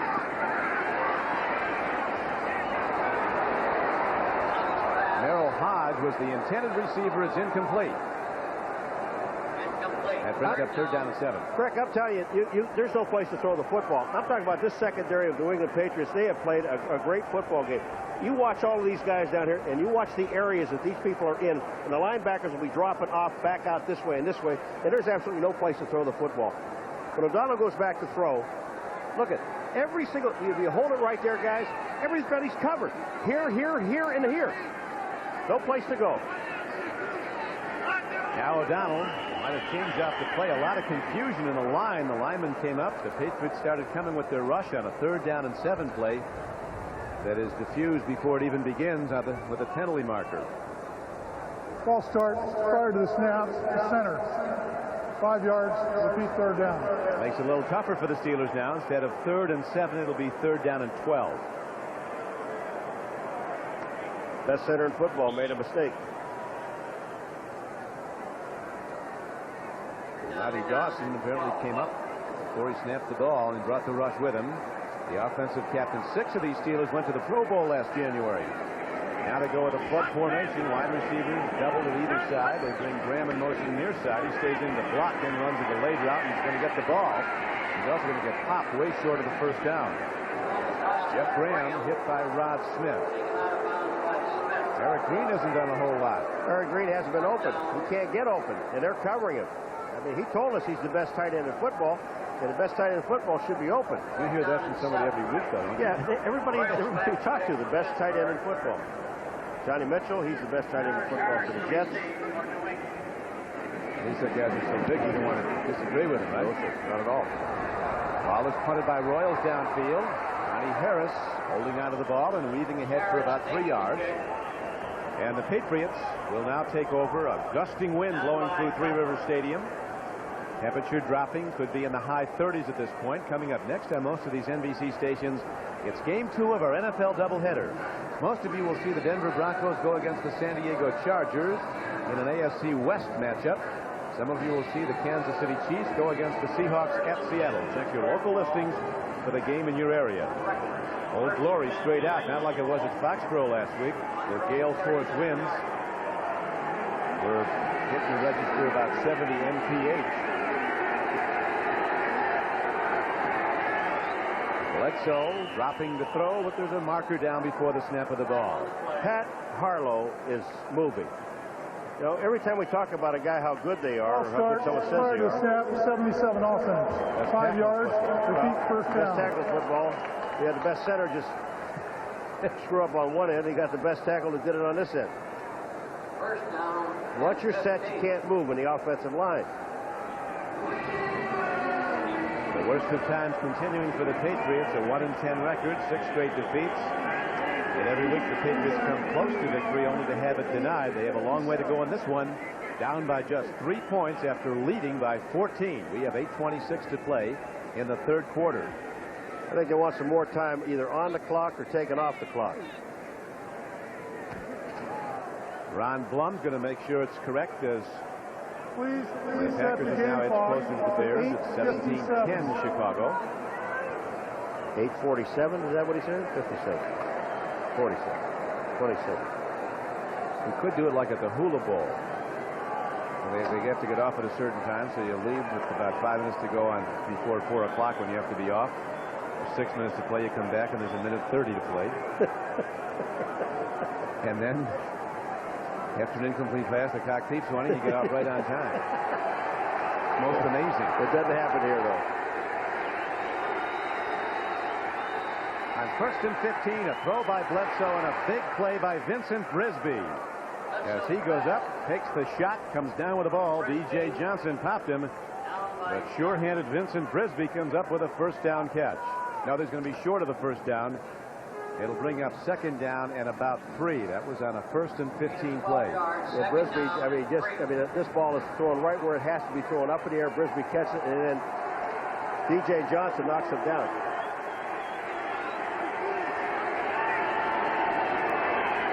Patriots have not run well, but Bledsoe's had some big throws. They try to get the run, and all they do is get back to the line of scrimmage as Leonard Russell is taken down by inside linebacker Chad Brown. This third quarter has been played between the 30-yard lines. They're just sitting back and forth like they're jockeying for position. And again, you got to let the young man go back and throw the ball. You're 1 and 10. And it's obvious that he does have a strong arm, Frick, and giving him some protection back there. And the Pittsburgh Steelers are only rushing really 4 people, and they're not blitzing. He hit Simpson for a 50-yarder in the first half. Led to a touchdown. He missed an open man in the second quarter. He's going to be throwing deep before long. Right now, a timing throw near sideline, and Brisby is separated from the ball on a big hit by D.J. Johnson. What Bledsoe did is he read single coverage on both sides. So what he did is he called an audible, read single coverage, and he's going to throw it to the outside. But D.J. Johnson makes an outstanding play. Ball's there, gets the ball out. Brisby was bobbling the ball, but Johnson hit him. Never had a chance to catch the ball. They're going to punt. Brings Mike Saxon back out onto the field, and Rod Woodson to return it. Saxon with another good punt. Woodson's going to let it hit. Patriots got a hand on it. I don't know if the officials saw it. They touched the ball back upfield, it looked like.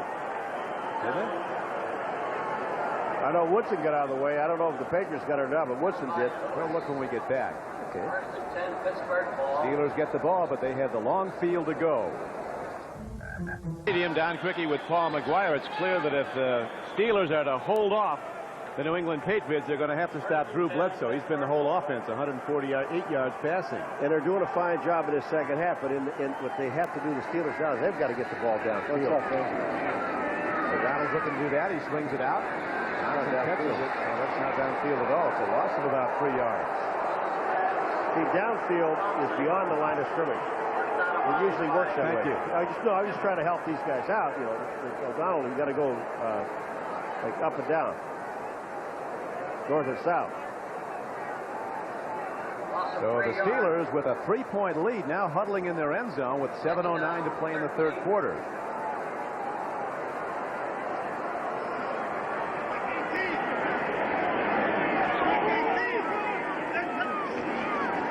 Second down run by Thompson, and there's nothing there. Bill Parcells likes to say, all those running backs are the same if there's no gap to go to. And the linebacker shot the gap, gave Leroy Thompson nothing to look for.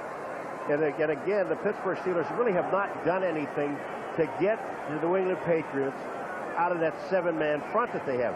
They have 3 down linemen and 4 linebackers, and they're just sitting in there waiting on these guys. And it's very difficult to run when the defensive guys are all taking a gap. Leroy Thompson with 13 carries for 61 yards, and here's a big rush, and the ball is up for grabs, and it's incomplete. As trying to avert a sack, Neil O'Donnell lofted a ball that was up for everybody to take a shot at, and the closest to it when it hit the ground was a New England Patriot. Well, I'll tell you, they were just coming that time, and Pitts was there. They just drilled Neil O'Donnell.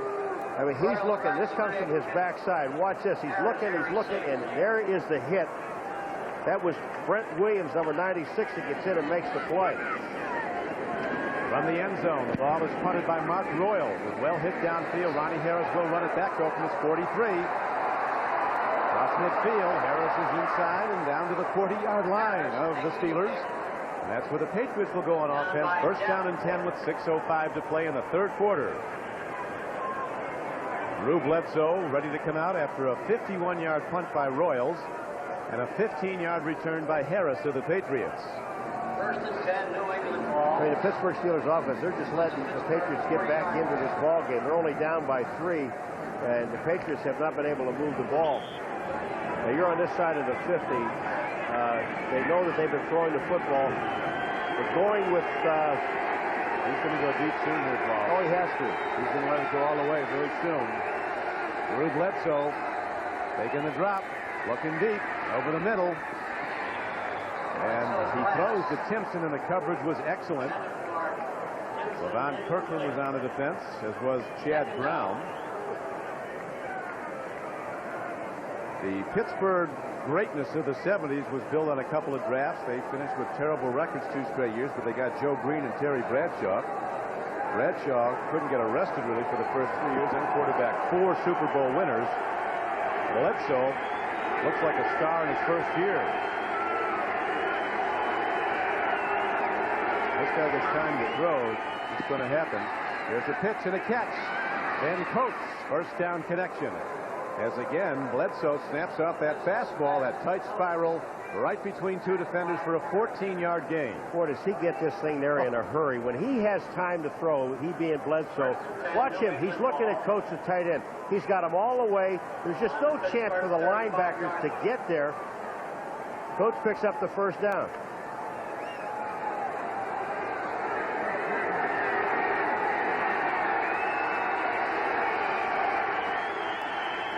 Evan Turner in motion. Play faking. There's a throw. Oh, almost a pick by Rod Woodson. He's made a couple like that this year right off the turf. You want to see a guy that, I mean, that really gets a jump on the ball and reads this perfectly. This ball looks like it's going to be there for Timpson. And Rod Woodson, he just makes the play right now. He is on the ball, almost makes the catch. What great anticipation he has. You know, he hadn't intercepted the ball in a long time. No. Had 7 in his first 6 games, none since. Not only 4 times a Pro Bowl selection, 4 times an All-Pro player.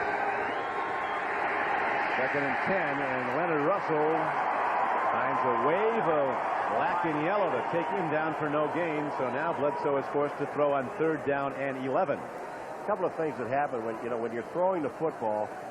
Now you got the defense sitting back and they're thinking, well, if he's going to throw, we're just going to tee off and go. Then you try to run a play and you run right into the teeth of the defense because these guys are taking a gap and they're coming. If you're going to run the ball quick, run it outside. Get some motion to the outside. One of the problems with the Patriot running game is that lack of speed, although Russell ran very well to the outside last week against the Jets. Patriots have converted only 1 of 6 previous 3rd downs. Bledsoe screens it over the middle. Kroom running hard. He's got a first down. He's inside the 20-yard line. Good offensive execution by New England as there's a 12-yard gain on 3rd and 11. This is an excellent call because what they did is they took the 3 wideouts and they run them off. And then Kroom, number 26, the only guy in the backfield, this is a middle screen. He just sets up. The blocking is downfield.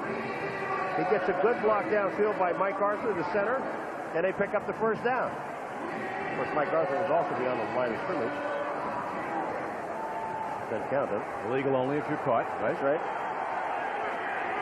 Now the Patriots align with a power set. Double tight ends. Russell taking on people. Hard to bring down, but when they do bring him down, it's for a loss. Back to the 17-yard line. And a penalty marker comes in. Jared Perry, what a great move he made. I mean, he comes up and just makes the hit on Russell. He doesn't bring him down, but he slows him down. Might have Donald Evans here, Paul, on a personal foul.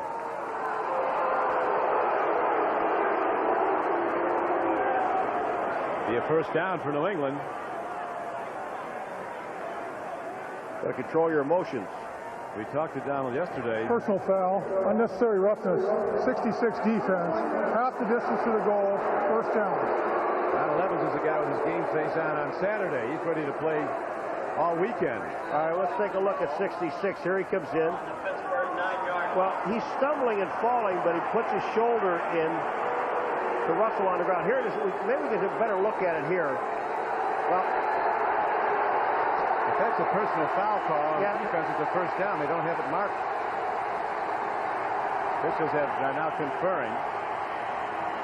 What happens is on that play is if he doesn't dip his shoulder, they'd let it go because he was stumbling into him. But when he was falling, he dips his shoulder. Now that puts it first and goal at the 9. Now they do mark it. It's first and goal at the 9-yard line. And that replay didn't look intentional, but the personal foul call was made as the fans kick in. Bledsoe takes a look. He throws. Leonard Russell, who doesn't catch many, gets it down close to the 5-yard line. D.J. Johnson and Greg Lloyd were both there. Greg Lloyd was both there to make the play. He picked up about 4 yards on the play. One thing the Patriots, obviously would love to score a touchdown. There's no question about that. But they want to at least come away with 3. This way you tell everybody, hold on to the ball. Marv Cook comes into the game. He might be the guy they're going to. Second and goal from the 6.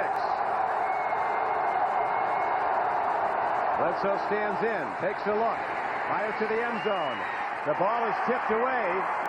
Rod Woodson comes over to knock it away as Coates tried to come down with it. They had 2 tight ends aligned to the right. Rod Woodson has just made 2 great plays in this quarter so far. That one there saves a touchdown because Bledsoe sees Coates in the back of the end zone. And then Woodson, this is not his man, but he makes a move back onto the ball and knocks the ball away. See, Coates' feet comes down, they come down in bounds, and look at this. Coates is up in the air. Woodson knocks it away. Outstanding. So as the game wears on, Woodson looking more and more like the all-pro he is after a slow start. He was beaten twice in the first quarter. Bledsoe looks, not much happening. Here comes the rush. He throws. It's intercepted. Carnell Lake.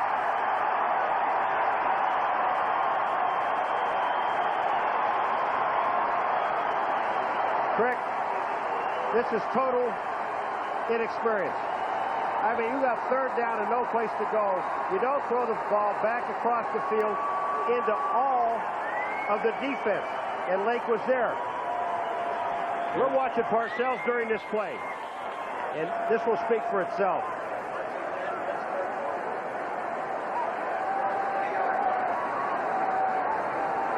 Here's where inexperience comes in and a mistake is made. Let her go. Then we're going to stop it. We're going to show you something here. Here comes Bledsoe out to his left. Now here, stop. If Bledsoe takes it, throws it out of the end zone, that's fine. You get 3, maybe. But you don't throw it back across the field. But he did. And the Steelers dodge a bullet and take over the ball at their 20. Carnell Lake with the interception, a 3rd turnover for New England. The Steelers have turned it over none. No turnovers for Pittsburgh as Merrill Hodge runs. Well, Bledsoe goes to the sidelines, and I know this is the longest walk of his life. He's taking us over there, and Parcells is waiting on him. 5 yards, second down. One thing about Bill Parcells, and even Tim Gold said it yesterday, he said, you know where you stand with this guy. He's going to tell you right to your face. You may not like it, but at least you know. But I think even though he didn't like it there, Paul, he had to agree with it. Merrill Hodge runs. He's ahead on second down and a long 5, and looks like he may have a first down for Pittsburgh. Mike Pitts was on the tackle. You just give it to Merrill Hodge and let him run until he drops it and give it to him one more time to make sure that he's dead. I mean, this guy gives, I'm telling you, he gives you 100% even in practice. There's nothing flashy about number 33, except that he gets the job done. Not only running with the ball, catching the ball, but also blocking.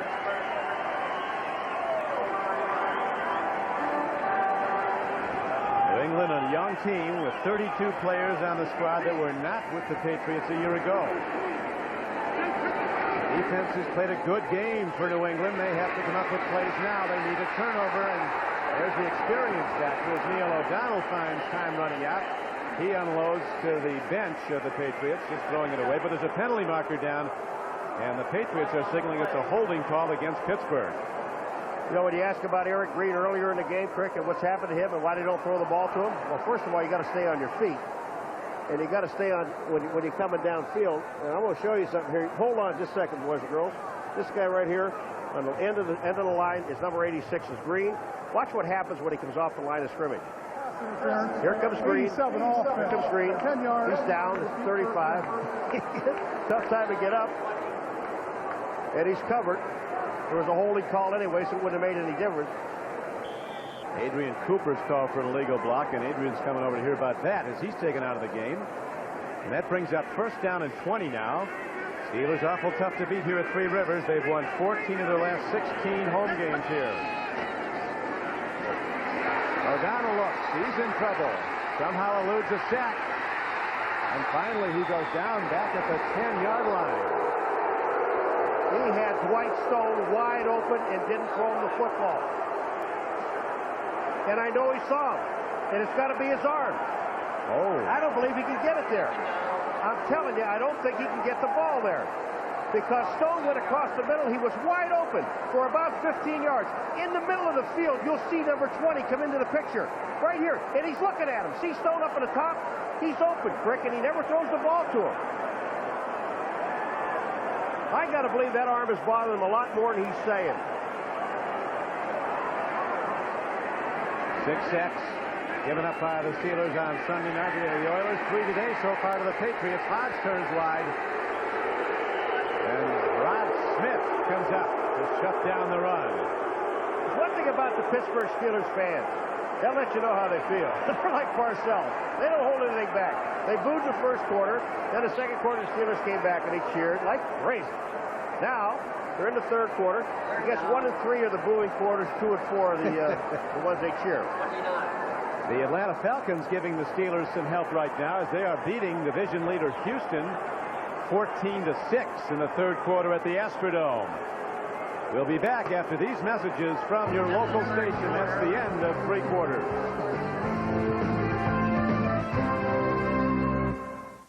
Tonight, some of the NFL is prohibited. We're back. Don Criqui with Paul McGuire at Three Rivers Stadium in Pittsburgh. Winds are gusting, temperatures dropping, and the Steelers are leading by 3. The third down coming up. Screen pass to Merrill Hodge and a big play by Maurice Hurst, who read it all the way and makes the knockdown. And the Steelers now have to punt the ball back to New England from deep in Pittsburgh's own end. Well, there's the guy that Maurice Hurst. There's the guy that Parcells said is the best player on his team. When we came into the meeting yesterday, he said, "You sit right down next to me, son." Well, he said he's one of the best. He also had a cut like Vincent Brown. Mark Royal with a high punt. Very well hit by Royals. Penalty marker is down. Ronnie Harris looking for room to go. Finds a little and goes out of bounds at the 32-yard line. Charles Davenport again coming down with a special teams play for the Pittsburgh Steelers. 55-yard punt, but a penalty marker down way back upfield. Legal man downfield for Pittsburgh. Don't make him kick again, I would. Or is it way up backfield? Either or, with or without, I think, in that case. 6-1. Half a dozen of the others. Of course, the Steelers, New England don't have the ball at the 33-yard line if they want to do it, but I'll make a punt again. The kicking team was illegally downfield, 5 yards. Repeat, 4th down. Chad Brown, rookie linebacker from Colorado. He's a fun guy. He raises snakes for a hobby. Never get a visit from me, I'll tell you. When your dog or cat is missing around the house, you're not too concerned, but this guy, when his pets get loose, you clear out. I don't do good snakes, I'll tell you that at all. He was going to make a major business out of it. He thinks it's a big market for snakes. They really are. Got to have a nice clientele, huh? You also should own a desert. Now, Royals hits another punt, much shorter, but it'll be tough to field. Takes a big Steeler bounce. Here comes Harris. He's got a gap. Ronnie Harris puts his shoulder down and dives to the 42-yard line. So it was an expensive penalty on Chad Brown, making the Steelers re-kick. There's a plus yardage on the second punt of about 30 yards. Interesting stats. Look at the total yardage. 60 yards more, 63 actually by New England. But that yellow 3, there's the biggest problem of the day. 3 turnovers. Turn the ball over. The Steelers got on the board. It's the biggest stat is 17-14, isn't it? And another big one, Paul, the turnovers. 3 turnovers by New England, none by Pittsburgh. There's the long ball we were looking for. On the fly, it's broken up. Down at the goal line, Tinson was the intended receiver. Running the D pattern with them step for step was D.J. Johnson, number 44, and Carnell Lake. Carnell Lake got over there to help out, and he had to pull himself away. Really, it was almost pass interference. Watch Carnell Lake coming in on the right-hand side of your screen. You see that? He's putting his hands up, not looking at the ball. That's pass interference. You can't do that. I thought, he put his hands up but he never looked back at the ball. Bledsoe makes a throw, wrong side of his receiver, and this forces the young QB into a big 3rd down throw.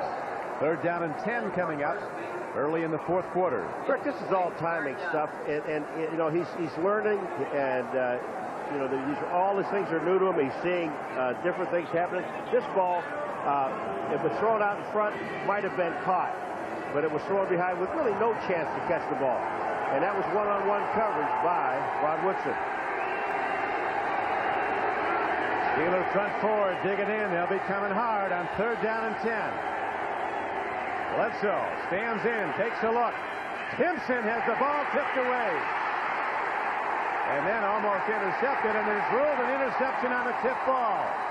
A huge defensive play by the Steelers.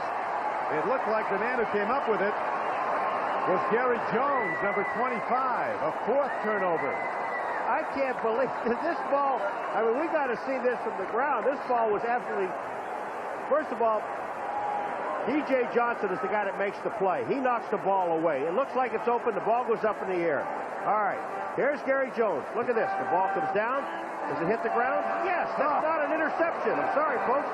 I mean, it's a great effort, but it's not an interception. That's 2 plays that have gone against the Patriots. A clear interference at the goal line wasn't called. And now, an interception that would be overruled with a replay still in existence. It would have been a 4th down anyway, and the Patriots 4th and 10 probably would have punted the ball with most of the quarter to go. Probably don't count, though. Here's a good run by Leroy Thompson as he was shut off in the backfield, then got ahead for about 4 yards. Let's take one more look at the play now. This is Gary Jones, number 25. Watch the ball hits the ground. There's an official right there. The ball is on the ground. Sorry. Now it goes back up again. And he just might have hit the ground again. A trick play. Gary Jones will take it. He said, I'm laughing. I got away with one. Leroy Thompson now at 63 yards rushing the ball. O'Donnell gets time. He takes a look. Green gets it. He's knocked back. Very close to a 1st down, but it might be short of it. Adrian Cooper comes down with the ball. Rick, I'm telling you, there's something drastically wrong with O'Donnell's arm. Watch how this ball gets there. It's almost like a lob pass. When he throws this ball out there and Cooper has to go up in the air. Look at this ball. Yeah, it's lobbed up in the air, and look at Cooper. I mean, this is way above his head. He makes the catch. Hurst is there, but there's no zip on the ball. No, none at all. It really fluttered. He's normally a strong-arm quarterback. We told you about his injured shoulder and the tendonitis condition in his elbow. 3rd down and short, and it looks like they might have shut him down short of the 1st down. Leroy Thompson, needing only a yard, may have lost a half yard. Patriots are running off the field with their defense. They know they stopped him. And the Steelers have to punt. Al Groh salutes his defense. The defensive coordinator of New England. All right, this defense has played extremely well. The ball. Remember, when the Pittsburgh Steelers were scoring, those were off of turnovers. Defensively, New England's been solid all day.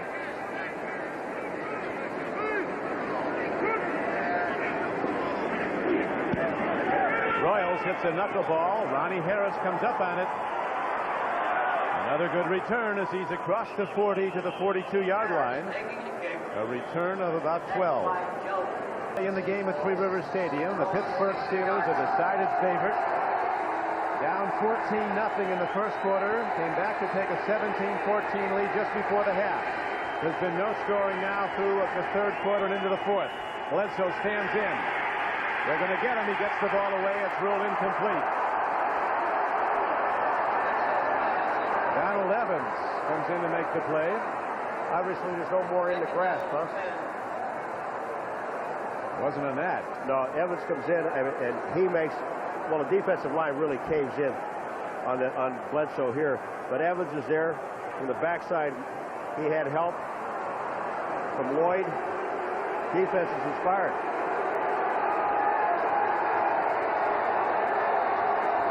Second down and 10 comes up for New England. Fumbled snap. Bledsoe's arm is hit as he releases the ball. He's all right. And it's an incomplete pass. Kevin Green put the pressure on, and again, third down arises. The Patriots needing 10 once again. It's the third time that they've had misconnection with the center and the quarterback. The ball drops on the ground. That gives Green time to get by Harlow and just hit Bledsoe his arm. The ball goes down. The regular center is out, Bill Lewis. He was hurt last week against the Jets. Mike Arthur has been the Patriots center today. Brisby comes wide to the near side against Woodson. Two wide receivers set to the top of your screen.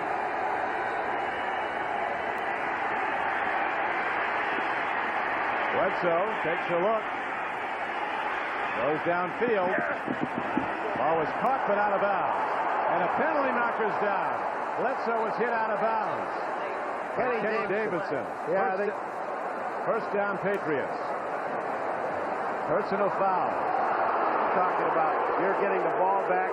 They're going to have to punt. Boy, Bill Cowher. Unnecessary roughness. 64 defense. Late hit. 15 yards from the previous spots. First down.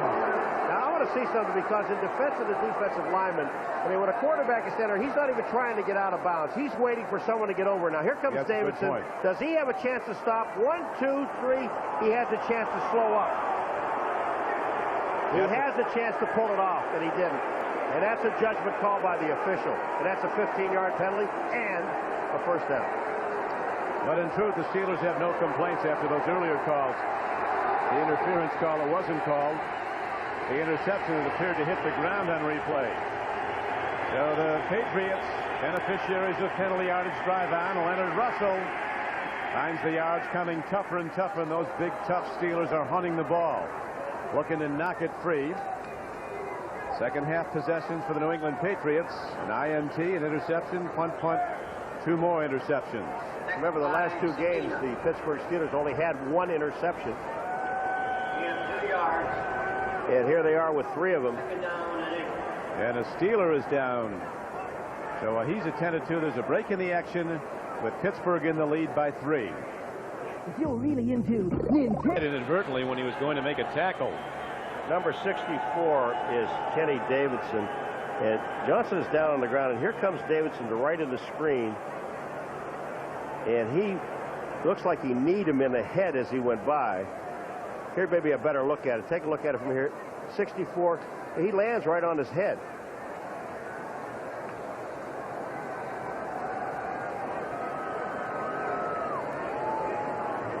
His replacement is Deion Figures, number 21, a terrific prospect. He was the Steelers' #1 draft choice out of Colorado. Won the award as the best defensive back in the country, the Jim Thorpe Award, I think it is.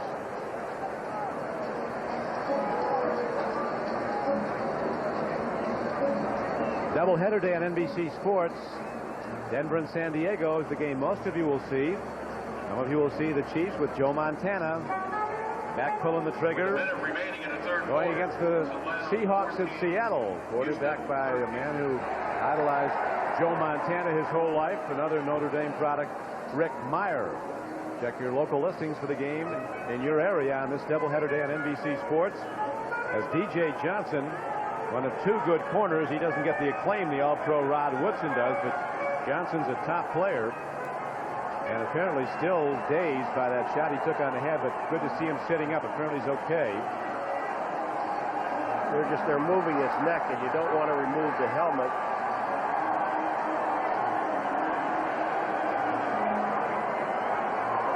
All right, we'll clap for that. Right? DJ's up and coming off under his own power. That is outstanding. He had his head knocked back. He got kneed in the head by his own man, Kenny Davidson, accidentally. But he ends up walking off on it really under his own power, and that is good news. Fifth-year cornerback from Kentucky, DJ Johnson. The ball is positioned at the 41-yard line of the Steelers. As you see the score, Pittsburgh in the lead 17-14. New England got down close their last possession, only to have Drew Bledsoe fire a cross-field throw into the end zone that Carnell Lake picked off to stop the threat. Bledsoe has thrown for over 200 yards, one for a touchdown, 3 have been intercepted.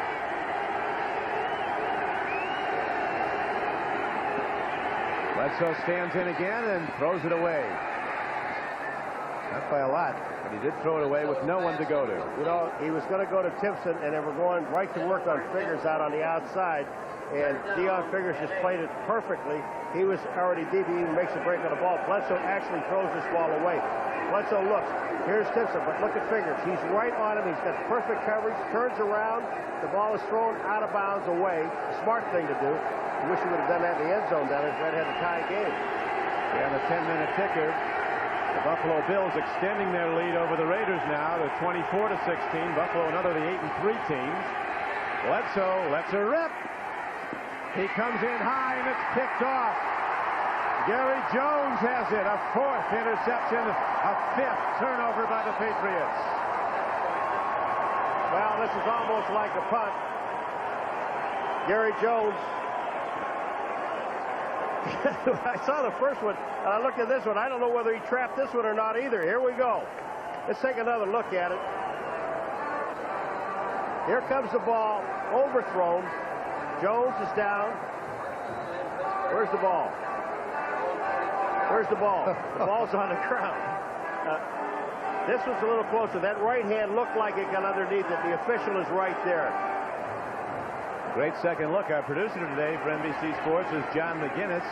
Our director, John McDonough. Executive producer, Tommy Roy. As the Patriots now dig in, they'll try to get the ball. May make a knockdown on Leroy Thompson at the 25-yard line. Maurice Hurst was 1. It's Saab, number 95. What a game he has had. This guy's got the goods. Wayne Saab from New Hampshire. Drew Bledsoe, 9 incompletions in a row. Well, actually completed 2. Parcells talking about Saab said he really has terrific ability. He's, if anything, a little bit over-exuberant. Might overrun the play in the out-of-position on occasion, but he's going to be good. He's on the run now, looking to run down the ball carrier. Leroy Thompson on second down. He runs for not much. Might have got 2 or 3. Don't they talk about third down conversions in a ball game that's important down? Of course, Bill Parcells talks about it. You ready for this? Pittsburgh Steelers, 4 for 16. Third down conversion. Of course, there are a couple of them for about 25 yards. We're told they're going to do a neck examination of DJ Johnson. Whether or not he'll return, it would appear to be doubtful at this point. With 9:22 left to go.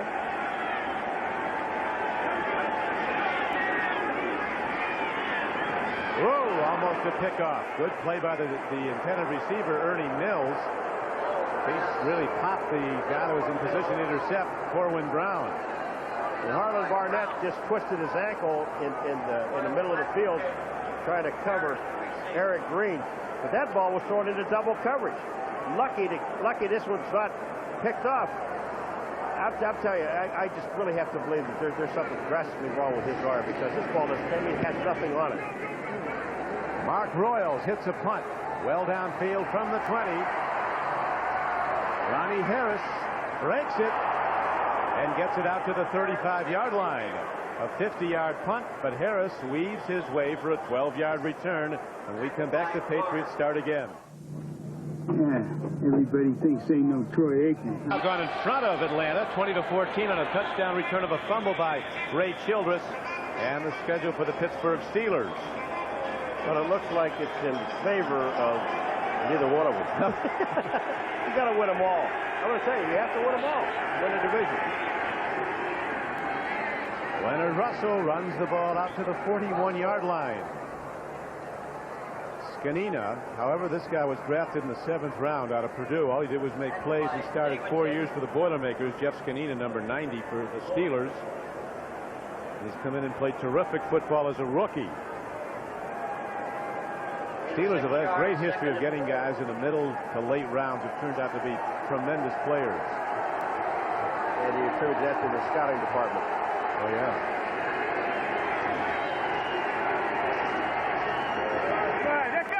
Leonard Russell on 2nd and 4 breaks it ahead for a first down. Good offensive line blocking. Armstrong and Harlow the tackles. Chung and Balding are the guards. Mike Arthur is the center. Head coach number 87 gets an excellent block on Lloyd. He just takes him down the line of scrimmage and pulls him down. Then opened it up for Russell.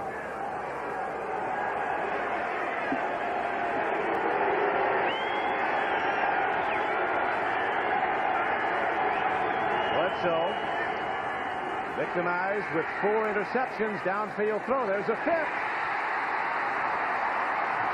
Darren Perry picks it off.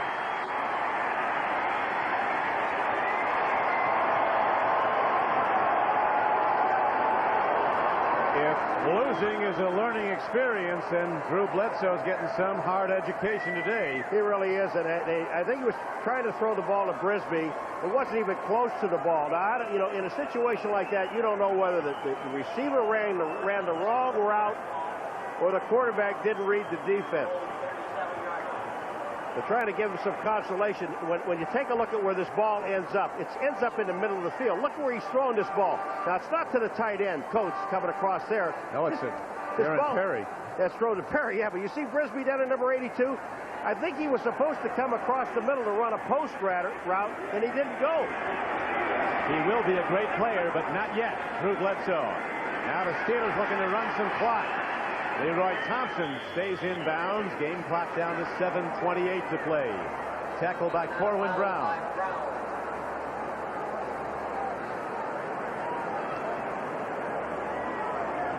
When these guys, Pittsburgh, run the ball for 4 yards, that's a great run. Yeah. I mean, they're just not doing anything. Patriot defense has played a standout game. Drew Bledsoe having a disappointing day. 6 turnovers. He's been intercepted 5 times, and he lost a fumble. 4 times. Intercepted 4 times. Yeah, and he lost a fumble. 4 interceptions. Handoff goes to Leroy Thompson, who's down to the 45-yard line. Short of the first down. It'll bring up 3rd down and 2. Big John Washington made the tackle. You know, this, we're 3rd down. Okay, now we're what? 4 out of 17? 4 out of 17 and 3rd down conversions. 3rd down and 1. That'll kill your average. See what Neil O'Donnell goes to now on 3rd down. You remember the last time they had 3rd and short, the Steelers couldn't get there with a run and had a punt.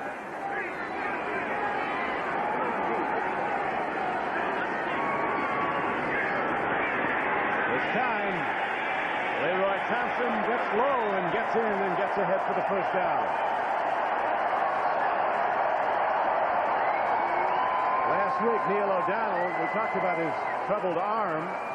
This was against the Houston Oilers in that 23-3 Houston victory. Lamar Lathan, 57, comes hard from the left side. He'll make the hit on Neil O'Donnell. And you'll see him knock him to the ground. The hard AstroTurf on his right shoulder. He stayed in briefly after that, but had to come out. Mike Tomczak went in. I didn't see a flag for a late hit. On first down, as we go to live action, O'Donnell throws it away.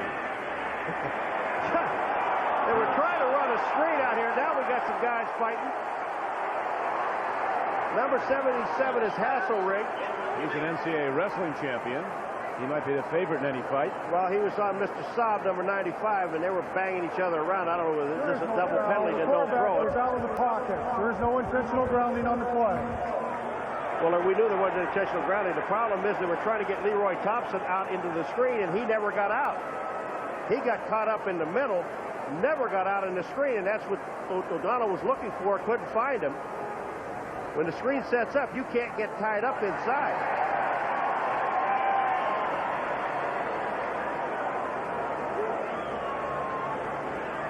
This is one of those double dippers. There's no sense even throwing the flag. Personal foul, unnecessary roughness, number 95 on the defense. 15 yards from the previous spot, first down. All right. I mean, he was locked up with Hasselrig, number 77, and Mr. Saab gets caught. Carlton Hasselrig won, I don't know how many NCAA wrestling championships. 12th round draft choice, good enough to go to the Pro Bowl last January as a guard.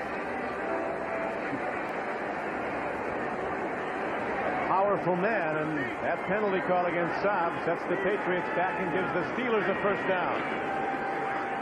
Thompson keeps trying to bounce wide.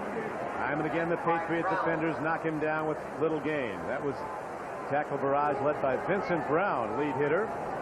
Bledsoe's official numbers, 13 of 35 throwing for 216 yards. He's thrown 5 interceptions and 1 touchdown pass. And he lost a fumble.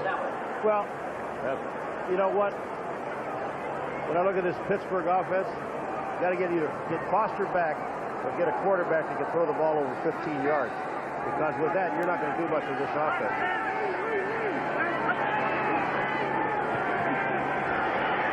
Thompson. Nothing. Patriot defenders come hitting again and make the knockdown for no gain. Third down comes up. Vincent Brown.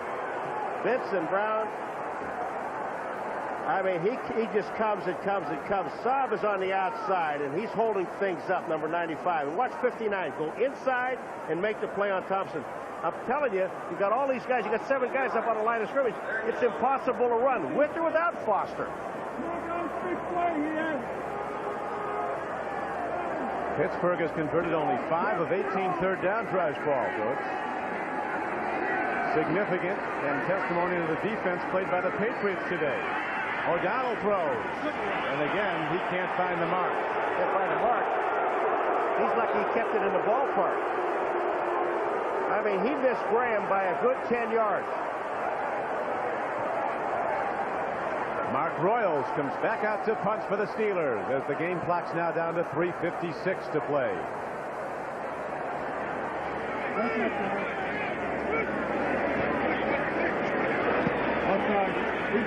Angle punt near side. Are you ready for this? Marker's down. They had 12 men on the field, New England. They got a guy running to the sideline, just jogging over there, never got off the field. Well, they're going to probably take the play because it's out of bounds at the 4. It looked like Dion Lambert, but I mean, it's a 5-yard penalty. Now you may be in field goal range. Well, yeah, you would be with Anderson. Good point, be a long one, but he's kicked him there. There is no foul on the play. There is no foul? First down. The referee threw the flag when the player was on the field. There were 12 men on the field when he threw it. That's what you think.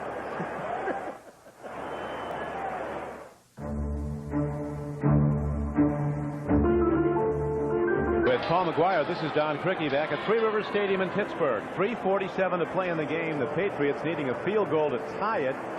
Will start 96 yards from the end zone of the Steelers. Well, what happened on that play, the official did call 12 men on the field, but the guy that ran off said count him again. There were 10. When he ran off the field, he let him 1 short. So they counted the players again and saw there were only 10. Even if he ran off, you could play. I'll accept that. Okay, I liked it. Well, let's see what the Patriots do now as the Steelers will be putting the heat on.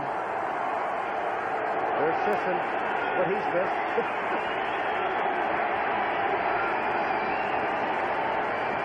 Bledsoe throws. Ray Crittenden has the ball, and the foot race is on as Crittenden is run out of bounds at the 25-yard line. by Gary Jones. Willie Williams, number 27, doesn't make the play. Here's Crittenden to the outside. Now, when a guy catches, you have to make the tackle. Crittenden makes a move, blocks out Lloyd, his own man. Jones saves a touchdown. Willie Williams in playing the left cornerback position, in there for the injured E.J. Johnson.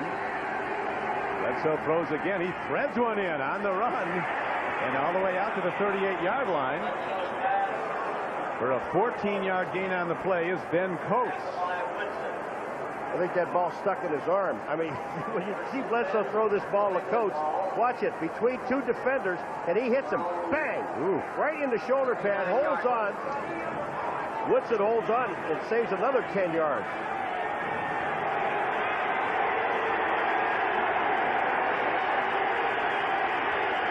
First down, New England. 3:04 to play. Patriots down by 3. Blitz. Somehow, Bledsoe gets away from it and throws it to Parcells, which pleases his coach. Chad Brown was rushing. Parcells was open. Yes, he was. Bledsoe has some mobility. He gets away from the rush and then throws. He got smart enough to throw that one away.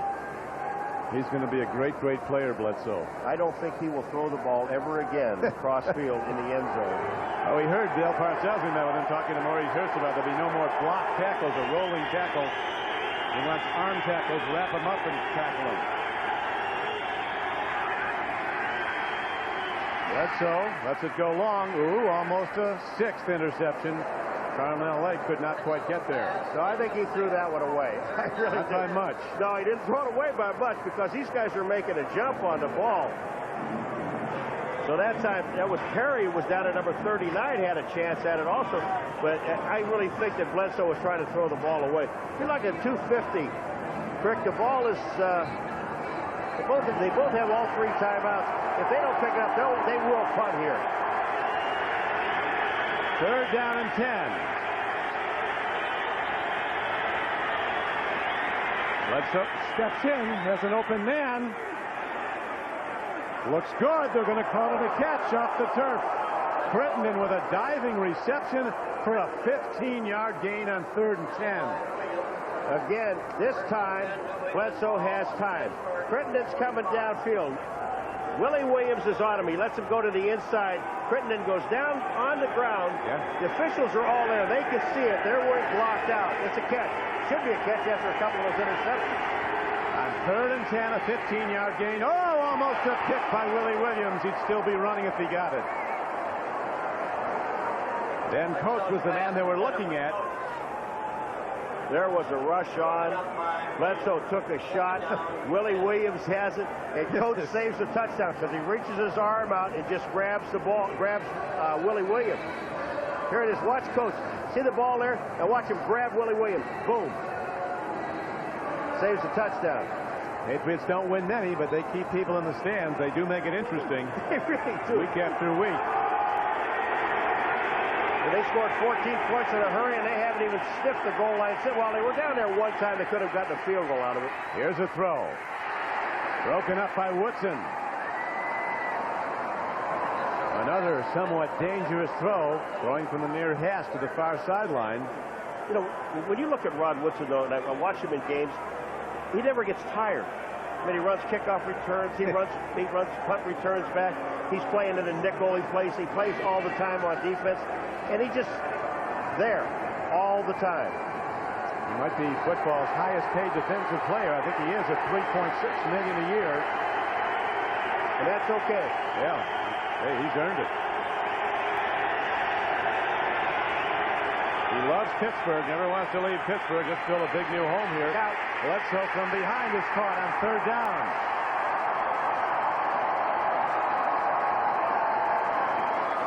Chad Brown, another rookie, gets him. And the 2-minute warning is given. I mean, it really is hard for Bledsoe. The defensive secondary covering. Now watch Chad Brown. He goes beyond. Now he comes back. Bledsoe never sees him. He's from behind. Chad Brown makes the play. It's 4th and 9.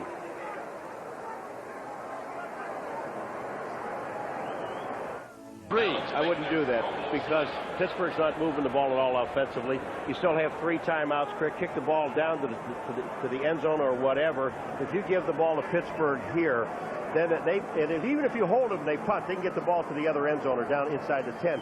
So what you do here is you punt the ball away, have 3 timeouts. You're only down by 3 points. How about if they make a first down, though? Then he did the right thing. But, you know, we had a little graphic a little while ago about Sisson with his kicking expertise, and it really has not been very good. We're coming down to the same scenario where the Patriots are in it right to the end, and maybe a field goal could get them in it, tie it up. Here's the one we're looking at. I mean, these games all could have been won had he made a field goal in the game.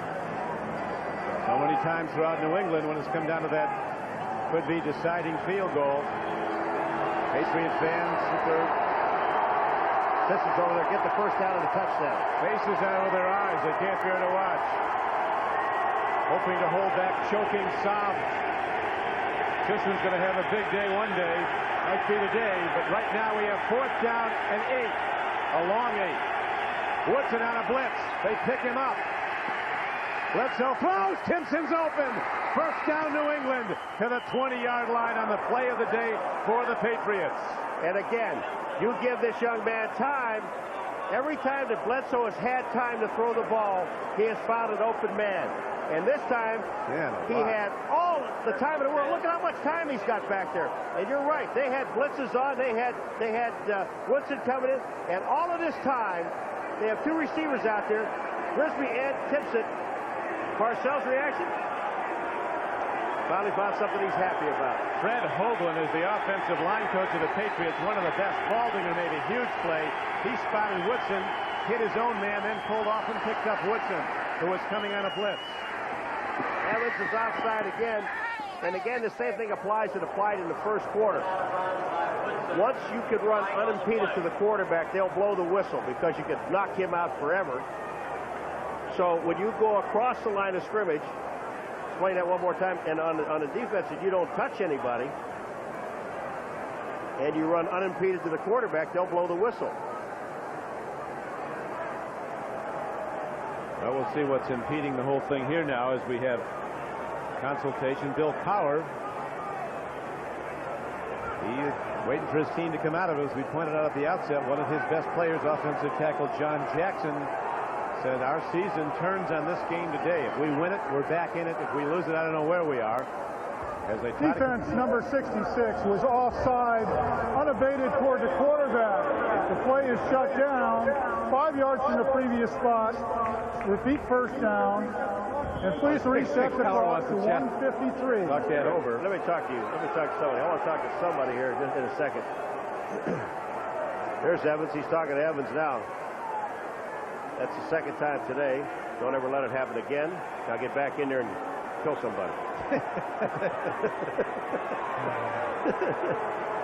You say unimpeded, he says unabated. Yeah, is that any good? Was that right? I think it's acceptable. Thank you very much. 6-1. Yep. Oh, have we seen this before? If you've seen the Patriots this year, down by 3, 1:53 to play. They have, both teams, all 3 timeouts remaining. Bledsoe looks, man in the end zone. Broken up nicely by the Steelers. Deion Figures, number 21, covering Timpson as the weather really has gotten cold now.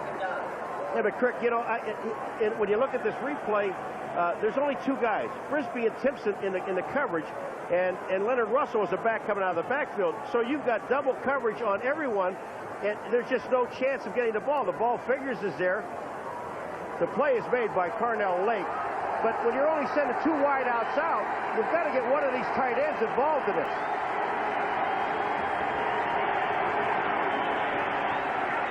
Leonard Russell, like a freight train, an express, down to the 10-yard line. It's a first down and goal for the Patriots.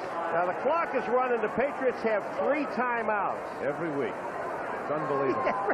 You know, if you look at, except for a couple of blowouts, you could have replayed every 9 games of the Patriots and it all looked the same. Got Sisson hoping he doesn't get out there unless it's for an extra point. Yeah. One of these days, the Patriots are going to close the case. That run is down to about the 8-yard line. I think it's about time to take a timeout. It is, and to take a timeout and go over there and regroup. Because they're going to definitely run the clock down with no time left to go if they're going to kick the field goal, which is, I'm a master of the obvious. But I would let this guy put the ball up in the air now because, I mean, the Steelers are sitting in there all bunched in thinking, well, they're not going to let this guy already threw an interception down. We're not going to let him throw another one.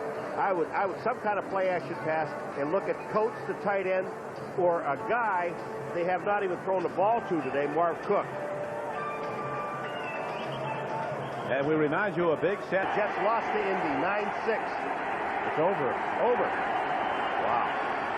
Bledsoe looks. He throws and throws it away, and that brings up 3rd down and goal. Well done by Bledsoe, who's learned the hard way today with 5 interceptions and a fumble. Well, that time at least they had 4 people out in the pattern. They had the 2 tight ends out in the pattern, Cook and Coates, and 2 wide receivers in the pattern. You're right, Dean Biasici kicking a 38-yard field goal with a second left to win the game for Indianapolis.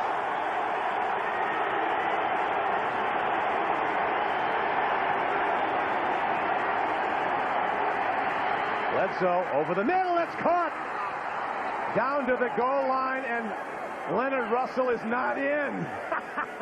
And it's going to be 4th down. What do you do? Ricky's inside the 1. It's a half a yard. You want to win this ball game. Go for it.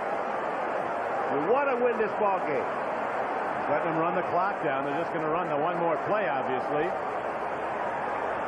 Bill Cowher churning, as is his counterpart Bill Parcells. They're keeping the offense out. If they send Sisson out and he hits the field goal, they go to overtime. It'll be about 16 seconds, 17 seconds when they do this. Bledsoe looks like he's going to stay in the game with the offense and go for the touchdown. All right, here's the play. Sam Gash, number 33, is the guy coming over the middle. First, he almost bobbles the ball. It's a little high. Look at the concentration. Gash gets the ball, gets inside. If he could have leaned the ball over the goal line, he would have scored. Look at here, because he's not down yet. If he leans the ball over the goal line right here, he scores a touchdown. He couldn't get it out. Touchdown saved by Chad Brown. And these guys want to win the ball game. Overtime, I don't really think they're thinking about that. They ran the clock down. They'll run one play. There's only one guy you give it to. Yeah, that's what the Steelers are thinking, too. Number 32, Leonard Russell. How about a bootleg? Well, a bootleg. He's run some nice bootlegs this year. Steeler defense coming out. They're going to go goal line defense. I love it. You're 1 and 10. Where are you going?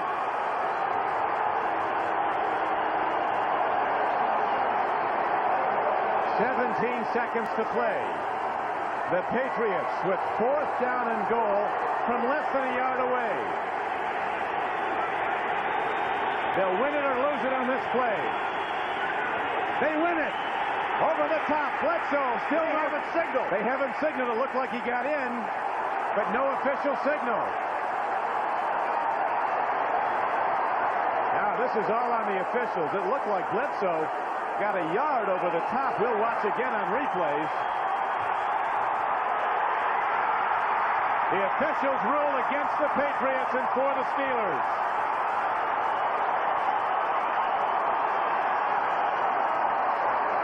Let's see this again. Let's run this again. It's almost impossible. Bledsoe knows he's in. You're right on the line, folks. Here it comes. Look where the ball is. Did the ball get over? I'll tell you what. That's about as close as you're going to get. He didn't get the ball over the line. All he has to do is touch the line. This is an excellent call by the official. It's an unbelievable but familiar turn of events for the Patriots, though. Trick, all he had to do was extend his arms. If he had extended his arms, all that thing has to do is touch that line. And once it touches that line, it's touchdown. No matter what. Let's see if it touches. I think the front, any part of the line.